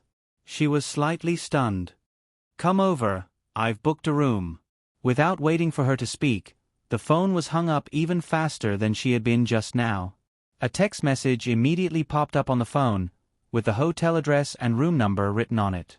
Bastard, she cursed in her heart. Men were indeed animals who thought with the lower half of their bodies. At this time, he was still thinking about that kind of thing. Couldn't he be more sincere and apologize? Would it kill you to apologize properly? Yi Huanyan cursed in her heart as she scrutinized the address. Shilin Hotel? It seemed to be on the other side of the zebra crossing. At the red light, in a black car, Ling Han threw his phone on the passenger seat and looked away from the zebra crossing with a complicated expression. In the presidential suite of Shilin Hotel, Yi Huanyan opened the door after swiping the room card given to her by the front desk. All she saw was a pitch-black room. Slightly stunned, Yi Huanyan carefully groped around the room. Just as she touched the switch, a cold wind swept past her and locked her fingers, pushing her against the wall from behind. She panicked for a few seconds until she sensed a familiar body temperature and smell. Only then did she calm down. Let me go, she said coldly. She heard his emotionless voice. Didn't President Gu say that you were going to be my bed partner? fulfilling the obligation of being my bed partner and taking what we each need. Isn't that what you want? That's only when I need it. President Ling, I have every reason to sue you for rape for this kind of coercion. Rape? Ling Han sneered and put his other hand around her neck from behind. He didn't use any strength, but she felt a cold, murderous intent. Gu Huanyan, is your only purpose for me to be your bed partner? Of course not. Yi Huanyan took a deep breath. The cooperation between Haiyan Media and pleasure is also very important. She felt a stronger force around her neck. It didn't hurt and only reduced her intake of air, but she felt a suffocating pleasure running through her body. As you said, you got close to me for the cooperation with pleasure, and got close to Su Nianhua for the movie Remaining Life. Then what about getting close to Ji Xiaoye? She got close to everyone who was related to Yi Huanyan. If it was a coincidence, it was too much of a coincidence. You got close to Ji Xiaoye for the cooperation with Fengshang? President Ling is really smart. As soon as she finished speaking, she felt a pain in her neck. She couldn't help but let out a scream, but it was stuck in her neck and she couldn't make a follow-up scream. Ling Han put his hand around her neck and leaned over to her ear from behind. His voice was very cold.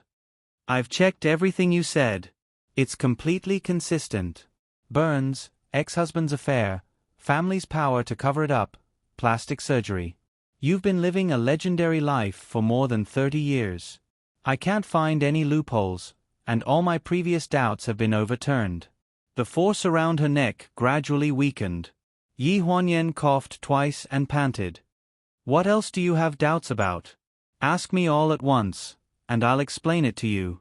Strangling me to death won't do you any good. We have no grudges. No grudges. Ling Han's face darkened. Why do I feel like you hate me? Yi Huanyan's heart skipped a beat. For a moment, she couldn't find her voice. Ling Han didn't seem to be in the mood to be entangled with this question. The hand around her neck pinched her chin and suddenly changed the topic. Since this face of yours isn't your original face at all, then isn't the you I see now a fake? Yi Huanyan's eyes dimmed a little. Do you mind? The dark room was silent. After a while, his voice came from the darkness. It was a little charming. Sometimes, fake things are more deadly than real things.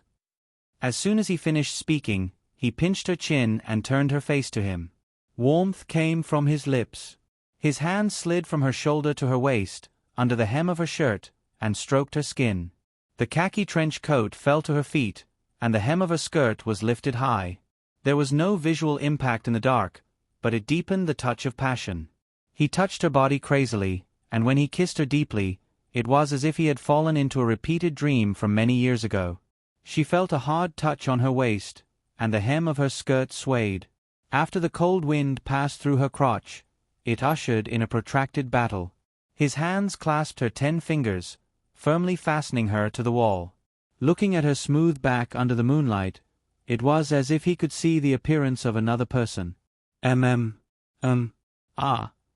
In the silent room, only the violent breathing and moaning behind the door could be heard.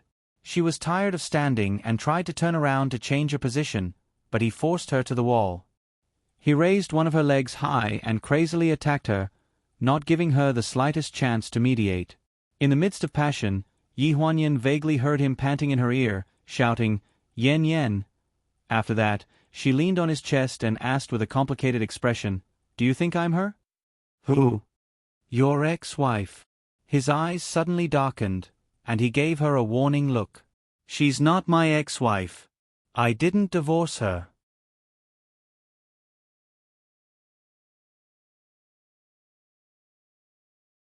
Chapter 363. The light in the room was dim. When she heard the words "I didn't divorce her," Yi Huanyan's eyes trembled. At that moment, she felt her heart clench. All these years, it might be unfair to say that they had tortured each other. What she had suffered was surgery after surgery. After the anesthesia, she didn't feel any pain. The car accident wasn't caused by him, so her pain had nothing to do with him. However, the torture he had suffered was all related to her. Leaving without saying goodbye 5 years ago might have been an accident, but crossing the ocean and changing her appearance, and even allowing others to give him the news of her death, there was no lack of selfishness and revenge on her part. At first, she was just not sure if her life was important to him. Later, as time passed, she lost the courage to see him. Even if his love for her was as deep as the sea, after a long time, her reflection in the mirror had changed. Could she really spend the rest of her life with him? Men in the world were fickle, except for the 1 in 1,000 chance. However, whether this 1 in 1,000 chance fell on her, it really depended on luck. She had always felt that she wasn't a lucky person. She had to put in more effort than others in everything she did, and it had been like this since she was young. Therefore, she didn't believe it and didn't dare to believe it. However, when Ling Han stubbornly repeated the words "we didn't divorce," her determination to start over with a new identity seemed to be shaken. She turned her head and buried half of her face under the blanket to hide her expression. Ling Han thought that she minded him mentioning his ex-wife, so he frowned and said in a low voice, "I'm sorry. No one can replace her to me. Just don't mention her in the future, but you're a smart person. You probably won't argue with someone who doesn't exist anymore." Yi Huanyan asked in a muffled voice, "Since you still have her in your heart, why are you still?" Her tone was a little hesitant. Ling Han rarely saw her so hesitant, so he simply finished the sentence. "Why can I still sleep with you?" He lowered his head and looked at her. His eyes were a little confused, and his voice was dry. "I can't explain it. You might not believe it, but before I met you, I hadn't touched any woman in the past 5 years. There's a feeling about you that makes me feel." He paused hesitantly, as if he didn't know if he should continue. Yi Huanyan buried her head in the blanket, only revealing a pair of black and shiny eyes. Separated by a layer of blanket, her voice was very dull. "Do you think I look like her?" Ling Han looked at the pair of eyes and probed for a while before revealing a self-deprecating smile. "You don't look like her at all. Be it in bed or out of bed." After that day, Ling Han didn't ask her about her past anymore. Even though Yi Huanyan knew better than anyone that he still had his suspicions, she didn't know what made him stop asking. She even considered admitting it if he kept asking. But he didn't. Yi Huanyan was busy with the filming of the movie. Even with the help of the 3 seniors, the filming methods and concepts of the older generation were somewhat different from hers. Therefore, she did not dare to be absent from the subsequent filming. She had to be present to supervise the filming until she was satisfied with the result. Besides, Ling Han was also very busy. He was busy with scandals with actresses in the company. A second before, Ji Xiaoye was full of righteous indignation and scolding Ling Han on the other end of the video call. She took time out of her busy schedule to see the recent news. Shang Enren and Pleasure's president rarely appear together in the same frame. Suspected of rekindling old feelings. The big headline took up 1/3 of the interface of the entertainment section. The degree of attracting people's attention was superb. "Ling Han, this scumbag. You've been thinking about him for 5 years and you came back to look for him. He still dares to cheat on you. He's so smelly and shameless. There's no good man." Didn't he not respond? "They're just eating together in the same frame, and there's still someone between them." Yi Huanyan explained casually. It was not that she excused Shang Enren for no reason, but she felt that Ling Han didn't need to go back to the old grass. Ji Xiaoye's anger came entirely from Gu Xinyan's pursuit of her during this time, so she was very grumpy recently. "What, no response? Didn't you see Shang Enren's answer to the reporter?" Yi Huanyan's heart thumped, and she couldn't help thinking of the reporter's interview. "Miss Shang, you rarely appear together with Pleasure's President Ling. Is this a trend of getting back together? We've always been very good friends. Media friends, please give us some time and space, okay? Is there a possibility of getting back together? If you get back together, you should be going to get married this time, right? Anything is possible. I can't say for sure. Let's see what he does." It's been 5 years, but she hasn't given up. In the past 5 years, Shang Enren's career has been developing very well, but in the eyes of the public, her relationship with Ling Han was unsettled, which made people feel deeply regretful. The news made a fuss for 4 or 5 days, and it was on the hot search. All the media and newspapers were very insightful to put a lot of high-resolution photos of suspected reunification on the internet. Overnight, the most popular national CP love collection was widely circulated on the internet, and the thing between Shang Enren and Ling Han was brought up again. Netizens didn't get to the bottom of it. They were just curious and liked to watch the fun. At this point, Yi Huanyan had already known it well and didn't take it to heart. After all, Shang Enren was acting alone from the beginning to the end, and the other party had been in a state of disappearance. You really don't mind at all? At the other end of the video, Ji Xiaoye looked at her suspiciously. It's a groundless thing. It's not interesting. I still have something to do, so I won't talk to you for now. After saying this, Yi Huanyan waved at the other end of the video. Ji Xiaoye rolled her eyes unceremoniously. You keep pretending. I don't know you, so I don't mind. I can smell a sour smell through the screen. As Ji Xiaoye said, after that day, Yi Huanyan directly ignored Ling Han's various invitations. Although these messages didn't come often, and because of the relationship of cooperation, he still had to answer the phone, but only to talk about work. One night a week later, Yi Huanyan was directing a night scene on the set.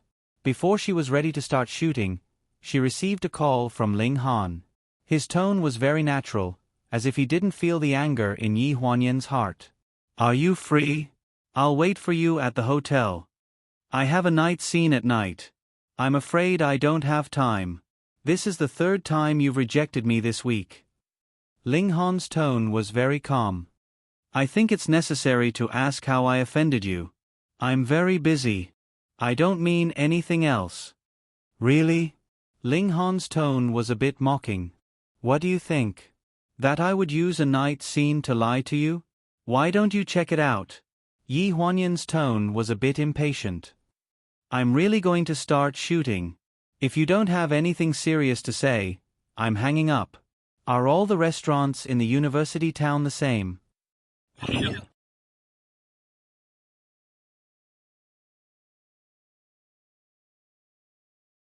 Chapter 364. Shaoxian Snacks, Lanzhou Ramen, and Braised Chicken and Rice. His voice sounded hesitant. Yi Huanyan frowned. What are you talking about? Where do you usually eat most of the time? Lanzhou Ramen. His tone was so natural that Yi Huanyan, who was confused, couldn't help but answer him. After she finished speaking, she pursed her lips, and a trace of anger flashed in her eyes. Her voice also rose a few octaves. Ling Han, did you drink too much? Do you know what you're saying? I'm at the entrance of Lanzhou Ramen. When Yi Huanyan heard this, she almost bit her tongue. 5 minutes later, she stood at the entrance of Lanzhou Ramen wearing a khaki-colored director's vest. She stared in astonishment at Ling Han, who was sitting by the window and eating his noodles slowly. The corners of her mouth couldn't help but twitch. Although the snack bars in the university town were much cleaner than before, for a clean freak like Ling Han, they were still dirty. This wasn't a psychological problem. Yi Huanyan had seen it with her own eyes. Before she took the art exam, she went to a roadside restaurant with him to eat. Later, she heard from Zhang Mailan that Ling Han vomited and had diarrhea that day. The next day, he didn't even go to the company and went straight to the hospital for a drip. When did he start to change these physiological habits? She sat down hesitantly. You're eating this? I haven't had dinner. This is quite delicious. Do you want to try? Ling Han looked calm and at ease, as if he didn't think there was anything wrong with eating this. She took a deep breath. No, I've eaten. You eat it yourself. This place may not be very clean. Can you eat this? Why not? A thought-provoking light flashed in Ling Han's eyes. It was obscure and was hidden under the lamplight of the ramen restaurant. The mist of the ramen was so dense that Yi Huanyan couldn't see his expression for a moment. She was only worried about whether he could really eat this ramen. Eat with me. Ling Han slowly raised his head and waved at the waiter in the distance.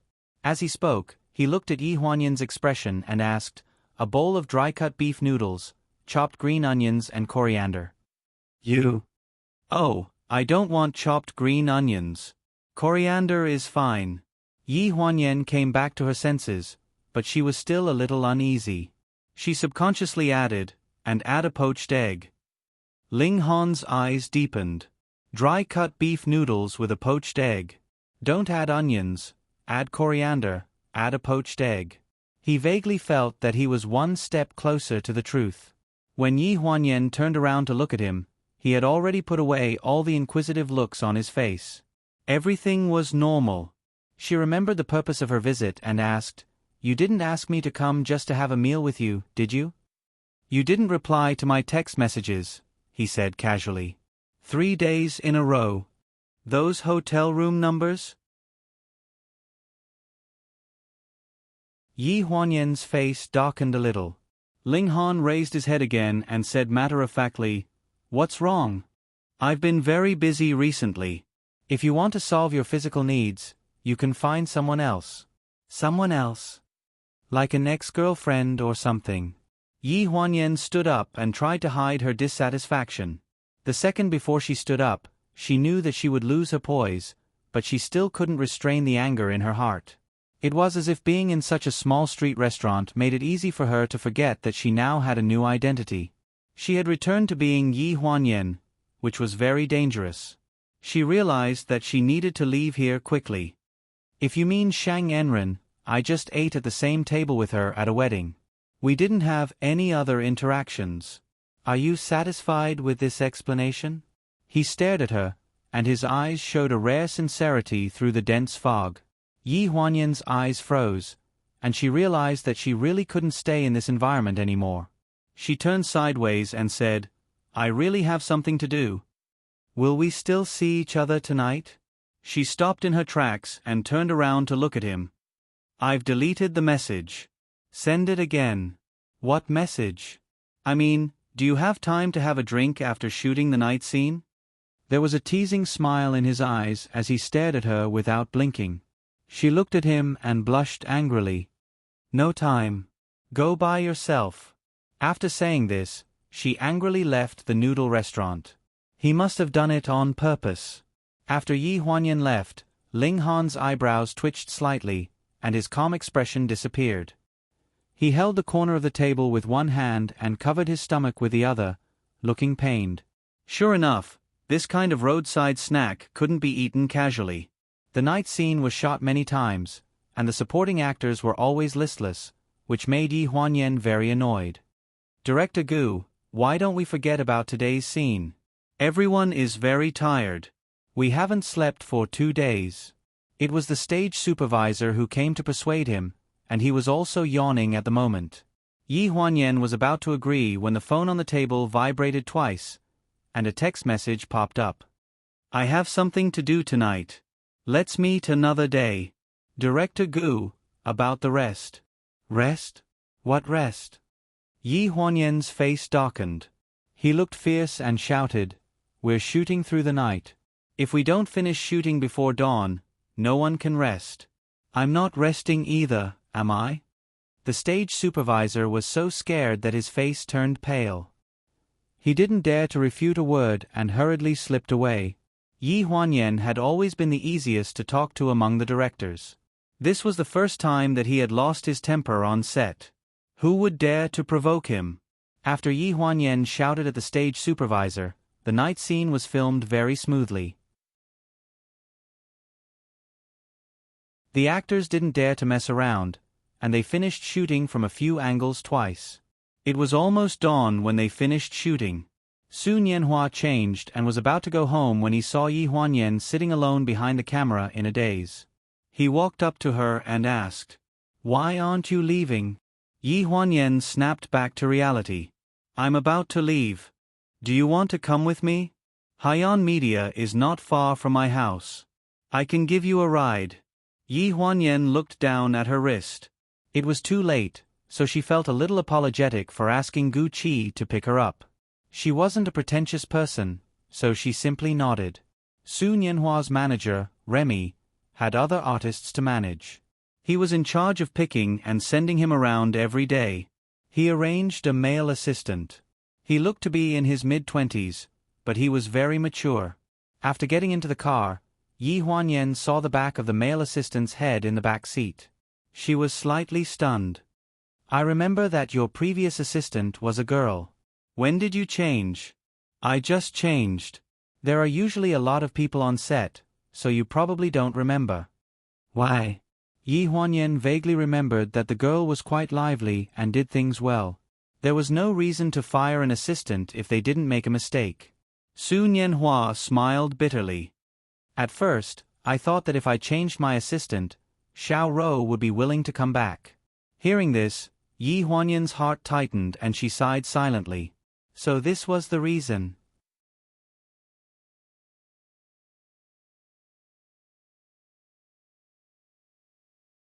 Chapter 365. After bringing Zhang Rou to the set last time, she left Jingjing behind and went back to her parents' house alone. Yi Huanyan knew that it might be hard for her to accept such a big thing, but after all, she had nothing to do with their relationship now. Would she mind? She hasn't contacted you since that day? Yes, she calls every day, but it's all about trivial things. I still don't know why she's angry with me. Maybe it's not anger. Huh? Su Nianhua looked back at Yi Huanyan with a puzzled expression. I mean, maybe she just wants to be alone. Sometimes, people want to be alone and think about their own things that have nothing to do with others. Is that so? Su Nianhua looked back at the night sky in front of the windshield. It was almost dawn. Yi Huanyan got out of the car in front of the Haiyan Media building. After waving goodbye to Su Nianhua, she swiped her card and entered the building alone. She pressed the elevator button. Naneo had been staying at Ji Xiaoye's place recently, so the apartment was very quiet. She hugged a pillow and leaned against the window until dawn. She didn't dream and just closed her eyes. Wanting to use a new identity to return to the starting point with an old person and start anew was more and more like a fantasy story. She also had times when she was confused. When the first ray of sunlight shone on her face, she opened her eyes and got up to wash up. After dressing up and going downstairs, she greeted the security guard respectfully. She carried her bag and walked out of the company entrance. As she walked, she took out her car keys and gradually slowed down. In the parking lot in front of Haiyan Media, a silver-white Maybach was parked in the middle of the road. A tall figure stood outside the car door, looking at her with a smile. I'm on the way, so I can give you a ride. From where he lived to Pleasure Media, then to Haiyan Media, and then to the university town, the branches were in the main city of Lonjiang City, the eastern suburbs, and the western suburbs. It was really far-fetched to say that it was on the way. She gladly accepted and didn't intend to expose this clumsy lie. Is this considered an apology? After getting into the car, she asked straightforwardly. Ling Han's slender hands held the steering wheel, driving the car steadily, slowly moving forward in the traffic. Are you asking me this because I stood you up last night? Are you angry? So what if you're angry? So what if you're not? If you're angry, this is considered an apology. If you're not angry, this is considered a courteous gesture. Yi Huanyan turned her head to look at the side of his face. Her eyes revealed a bit of astonishment. Courting? Apologize? No matter what, it was not something that Ling Han would be willing to do. She felt that since last night, Ling Han had been treating her strangely, but she couldn't put her finger on it. In the university town of Lonjiang City, the news that Ling Han picked her up and sent her in and out appeared on the hot search list of Weibo that afternoon. Shang Anren's ex-boyfriend warmly picked up the beautiful president, and his strength broke the rumor of the reunion. Although Ling Han was not a public figure, it was hard not to be famous with the ex-girlfriend of Shang Anren, a well-known movie queen. Gu Qi asked Yi Huanyan on the phone, "Do you need us to inform the chief editor of Weibo Entertainment about the hot search?" "Don't worry about it. Why waste our manpower and financial resources? Whoever can't sit still first will find a way."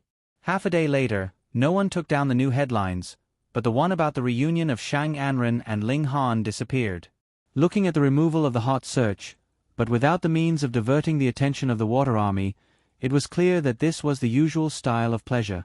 Yi Huanyan frowned and stared at the hot search. She couldn't figure out Ling Han's thoughts. Since Shang Anren's hot search was removed, why didn't he remove his own? Just as she was thinking, she hesitantly clicked on the trending topic to check. However, she watched as the second trending topic disappeared before her eyes without a trace. She was stunned. At first, she thought that Ling Han only remembered to remove the hot search after a while, but when she saw the news below the hot search list, she suddenly felt a little puzzled. In the top 10, there were also such specious news as Shang Anren's ex-girlfriend went to a nightclub to have fun, hugging a beautiful woman, and so on, which hadn't been removed. This kind of sloppy removal of the hot search didn't seem to be pleasures. During lunch break, Su Nianhua and Guan Nai were facing their lines in the lounge. Yi Huanyan sat alone in front of the camera and ate a box lunch. At this moment, the hot search was suddenly removed. She felt that the box lunch was like chewing wax, so she simply called Gu Qi and asked, "Gu Qi?" Asked the editor-in-chief of Wei Entertainment who removed the hotel's hot search. Gu Qi acted quickly and called back 5 minutes later. Wei Entertainment said that Shang Anren's agent called and asked them to remove it.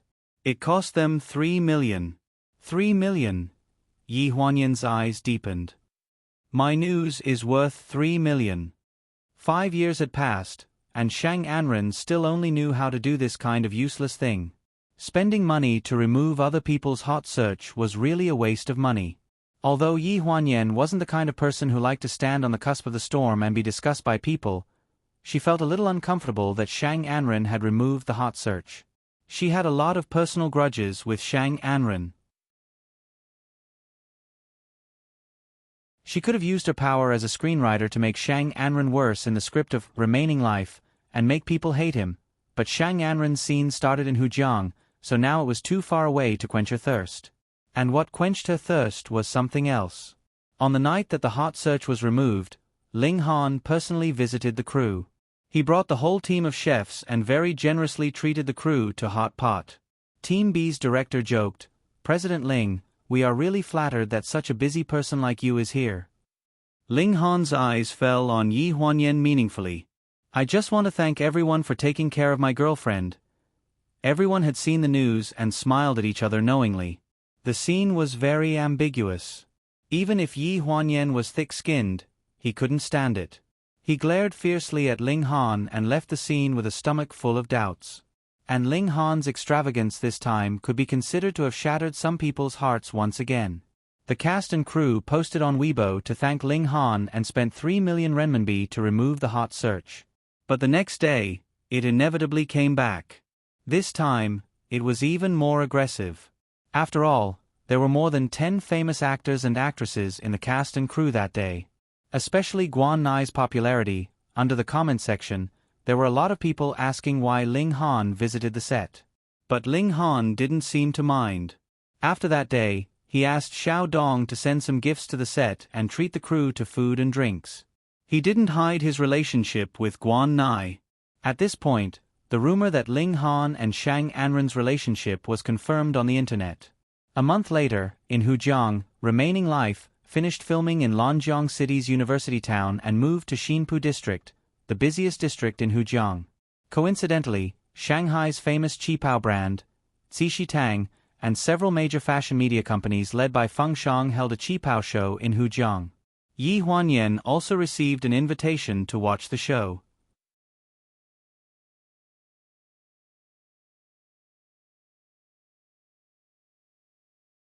Chapter 366.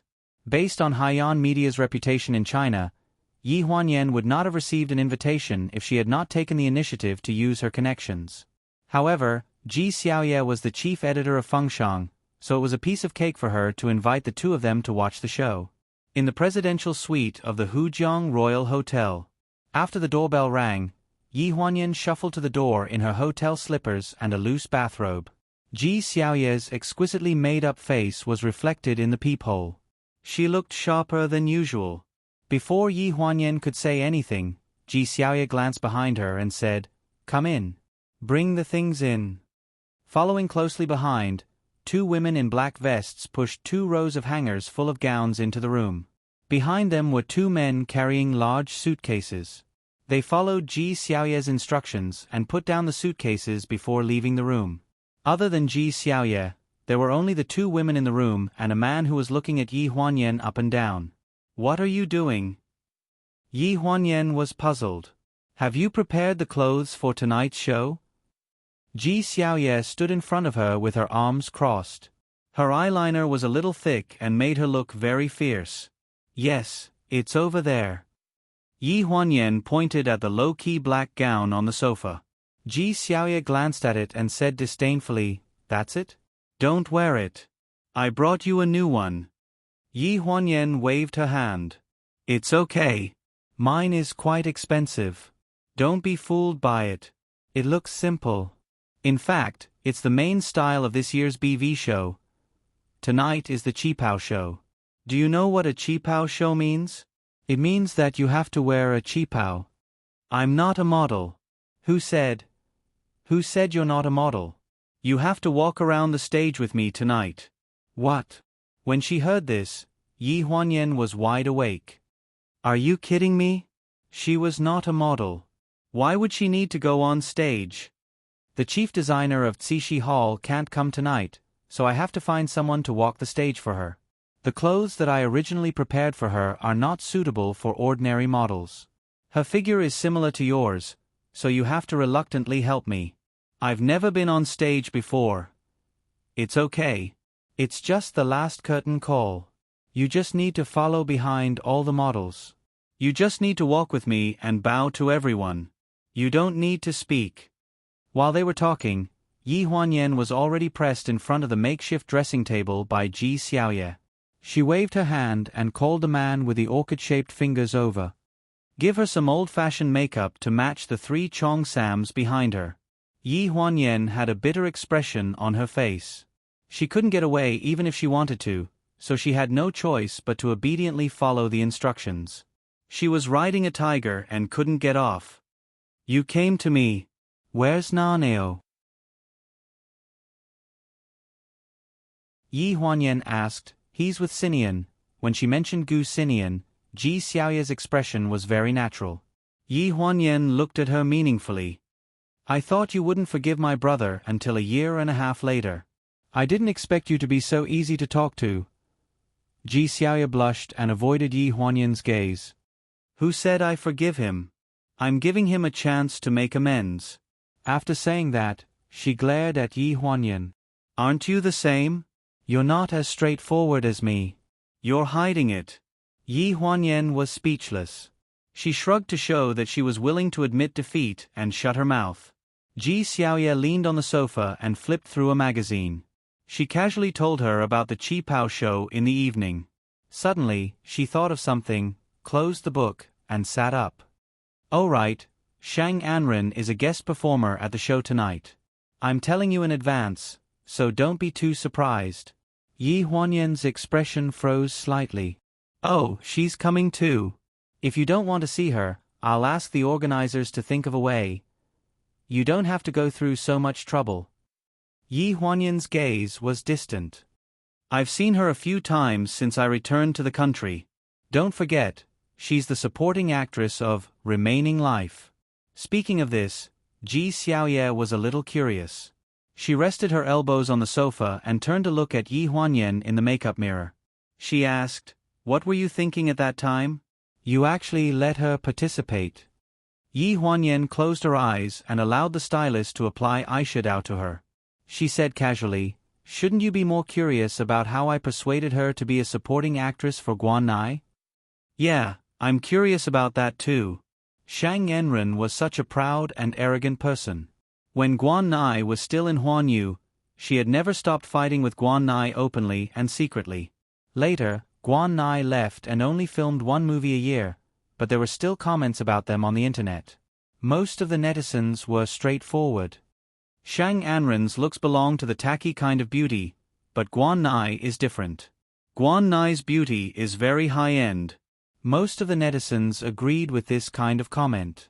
Shang Anren's fans were naturally unconvinced and came out to clamor for a period of time.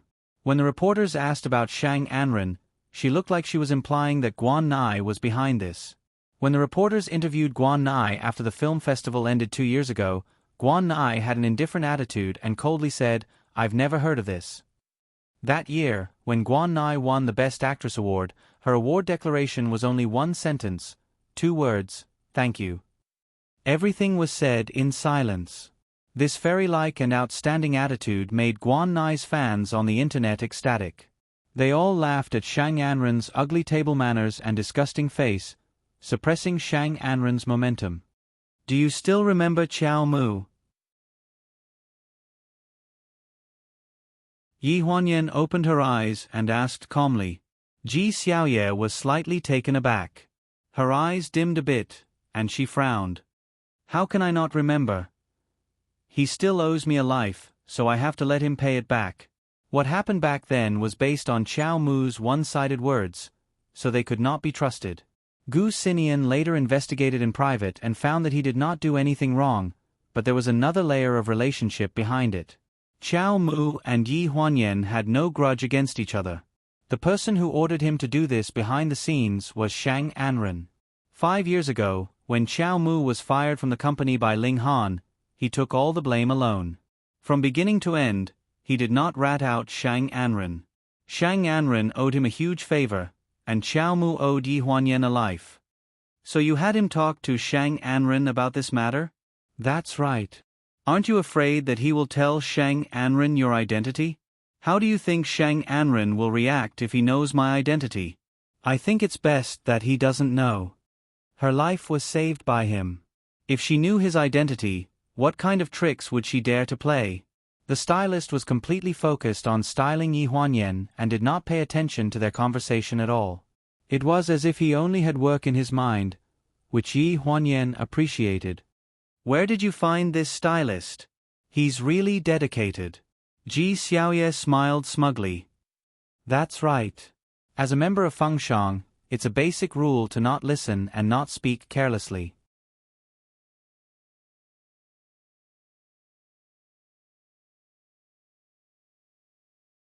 Chapter 367.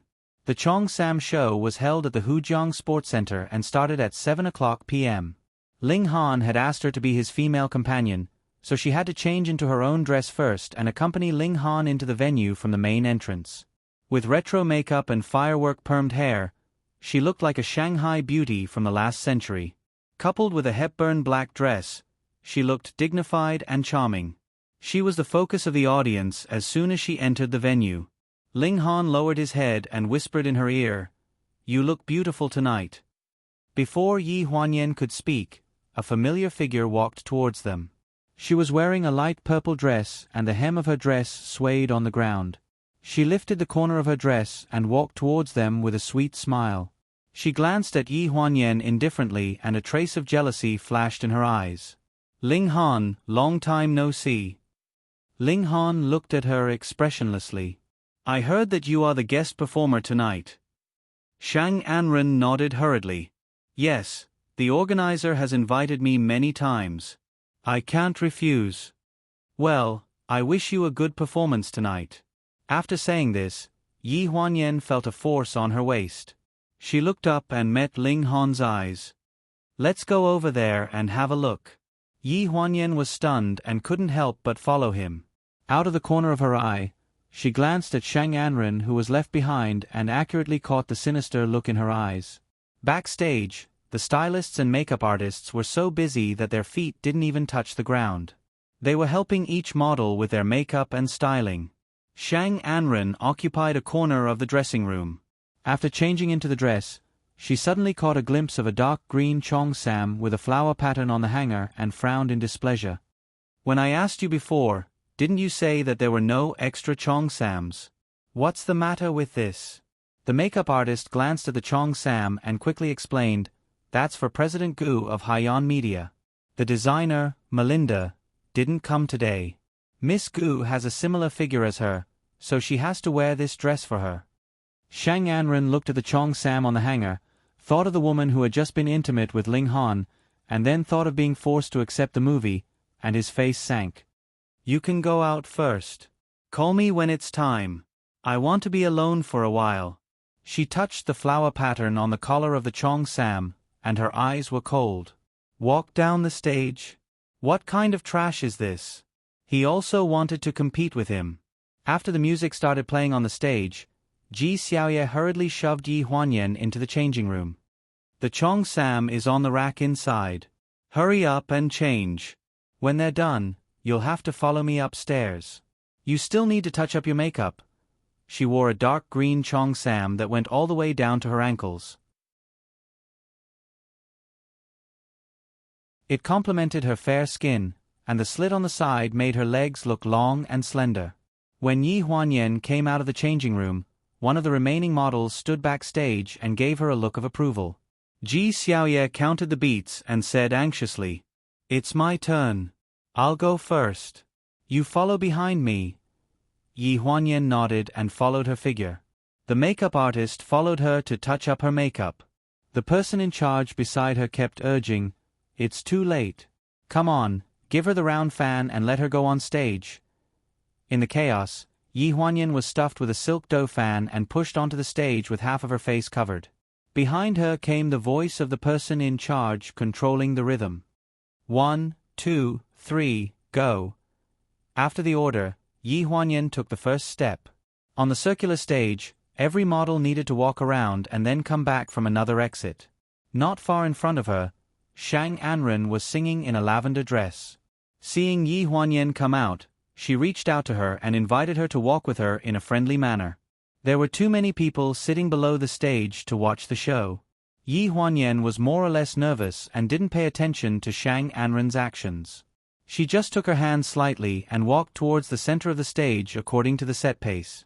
When she passed by Shang Anren, she felt her body suddenly relax. Out of the corner of her eye, she saw the smile in Shang Anren's eyes.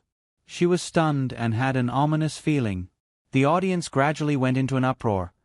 She looked down 2 inches and suddenly realized that the toggle and loop button on her chest had fallen off at some point, revealing the edge of her underwear. At this moment, the left lapel, which was supposed to be turned over, fell down, and the toggle and loop button below also looked like it was on the verge of tearing and couldn't hold on. The whispers gradually drowned out the music. Below the stage, Ling Han had already stood up and was looking at her with a worried expression. Yi Huanyan gritted her teeth and thought for a moment. She made up her mind and simply grabbed the collar of the toggle and loop button that had fallen off. With a walla sound, she directly opened the lapel of the entire Cheongsam, revealing a set of sexy black lace underwear. Her flat and smooth lower abdomen and slender white long legs were exposed in front of everyone. As for the Cheongsam that was missing a row of toggle and loop buttons, she simply let it hang on her shoulders and arms and flutter like a vest. She leisurely swayed her waist and walked towards the center of the stage. She had a graceful and proud figure, like a dancer swaying in the last century in the Hujiang ballroom. She was charming, attracting all the attention of the audience. Her steps were very bold, and she was full of confidence in her figure. The sexy underwear and the traditional and conservative Cheongsam had a subtle collision, making the atmosphere of the scene reach a climax. Ling Han's face completely darkened. After the center of the stage was fixed, Yi Huanyan's footsteps became a little more hurried. As soon as she returned to the backstage, she quickly put on the coat handed by Ji Xiaoye, and her face was crimson. A traditional Cheongsam show had been forcibly turned into a lingerie show. This was something that no one had expected. The models backstage gave her hugs and countless words of praise. Her adaptability and boldness could be said to be a model example of a professional model. Ji Xiaoye frowned and looked at the position of the toggle and loop button on her Cheongsam. Her face darkened. Someone has touched this dress. Who dares to touch Melinda's design? Let me see. After the person in charge looked at the dress, his face also darkened. He said with certainty, "It has been touched. The technique is very professional. Only our insiders know that in order to fit the model's Cheongsam, we reserve a thin thread of the toggle and loop button for temporary adjustment." This thread had been tampered with, and now this thread had been broken. This was the reason why the toggle and loop button had slipped off. The designer's clothes had been touched, and the first suspect was that a competitor had tried to sabotage it. As a member of the organizers, Ji Xiaoye was very angry at this moment. She followed the person in charge to check the surveillance video. Yi Huanyan returned to the changing room to change. Just as she changed and was about to pull open the curtain, she heard the sound of the door opening. Immediately, a familiar voice sounded. "Didn't you say that it was foolproof? The thread is broken."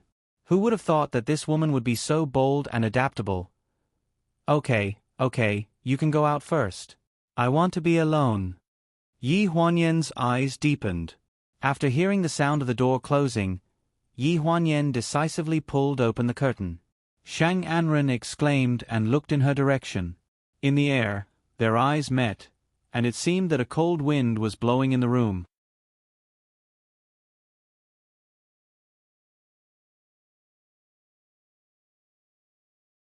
Chapter 368.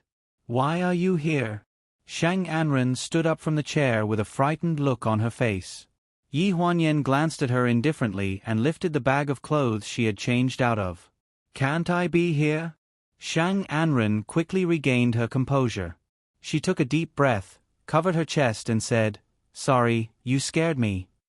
"Did I scare you because you were afraid that I would hear that you had done something to my clothes, or did you just see me?" "What are you talking about? I don't understand." "Do you not understand, or are you pretending not to understand? Please get out, or I'll call the security guard." Shang Anren frowned and looked unhappy. "This is the public area backstage, not your dressing room alone." Yi Huanyan sneered.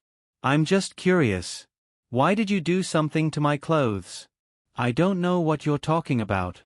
Shang Anren was a person who wouldn't shed tears until she saw the coffin. Yi Huanyan had seen this for a long time. She slowly exhaled. Just now, she had tried to make herself talk about the matter and not mention the past, but someone didn't know what was good for her. "Because of Ling Han?" Shang Anren's face changed, and she looked at Yi Huanyan with resentment in her eyes. "Since you know all about it, I'll be honest. It's because of him. Don't think that you can marry Ling Han just because he treats you better. I haven't been able to have a place by his side for more than 6 years. Don't be wishful thinking. I advise you to stay away from him." "Oh. Stay away? I think he's sincere to me." "What a joke," Shang Anren sneered. "To tell you the truth, the woman in his heart is long dead. He can't be sincere to anyone in his life. Without that woman, no one deserves to stay by his side except me. Don't think that you can do whatever you want just because you have a powerful background. I don't know what method you used to make me play Guan Nai's supporting role in the movie, but when it comes to Ling Han, give up. I'll fight you to the end. If it wasn't for me, why would you fight me to the death?" Yi Huanyan looked at her faintly. "You owe me a life. Are you done living now?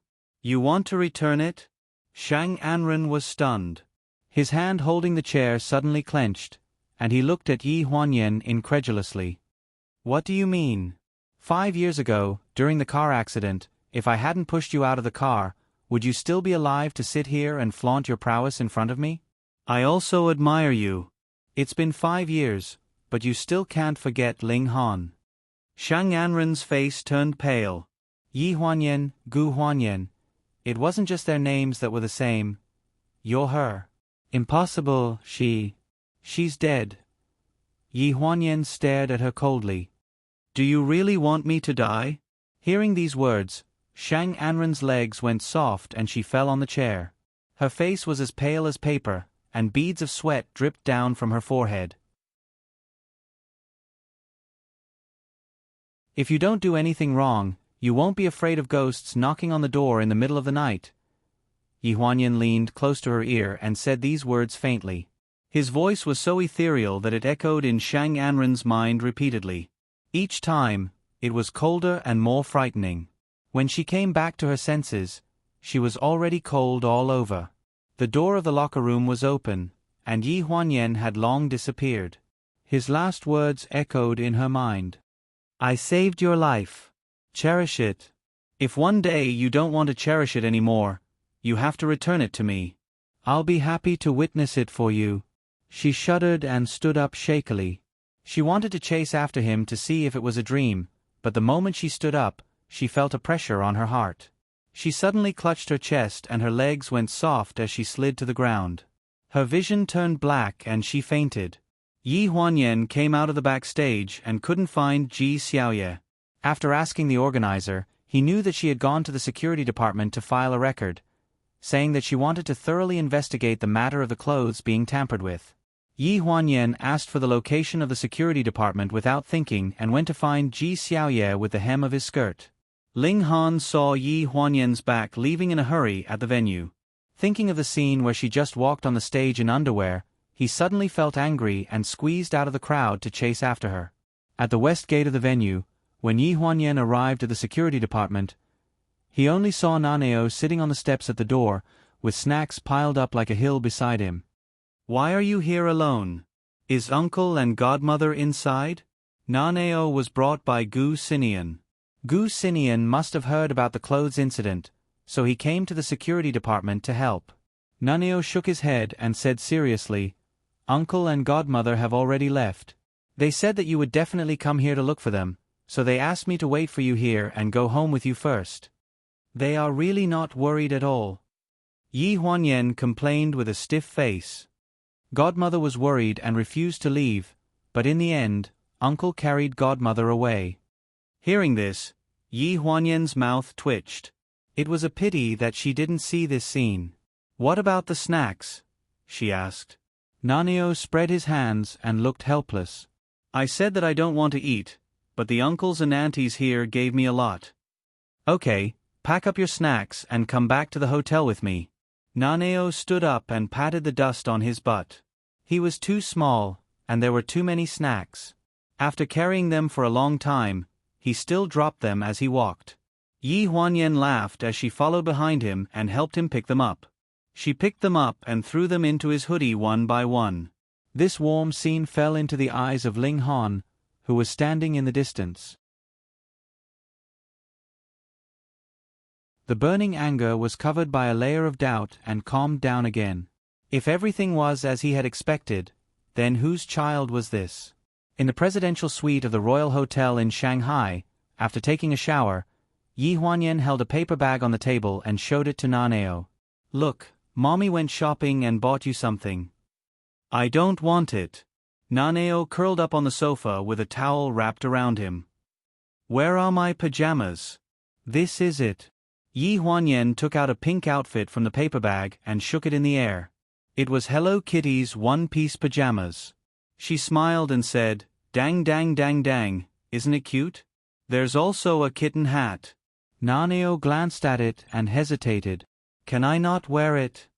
"It's so cute, don't you like it? Why don't you wear it? Children should wear cute clothes like this more often, don't you think so?" Naneo let his mother force his little arms and legs into the pink pajamas as he cursed inwardly. "No matter what I say is right or wrong, aren't you making me wear this? What right do I have to say? Women are so troublesome." He had just been ruined by his godmother and now he was in the hands of his biological mother. He kind of missed the days with his uncle. After putting on the pajamas, Yi Huanyan went into the bathroom to take a shower. Naneo turned over on the sofa and was about to go back to his room. Just as he stepped on the carpet, the doorbell rang in the room. He hesitated and walked to the door. He first put on the safety chain and then opened the door slightly under the control of the safety chain. He cautiously took 2 steps back and kept a relatively safe distance from the door. "Who are you looking for?" You're tuning in to the Narrate and Escape YouTube channel. Don't forget to subscribe and join us on this journey to catch the most captivating stories.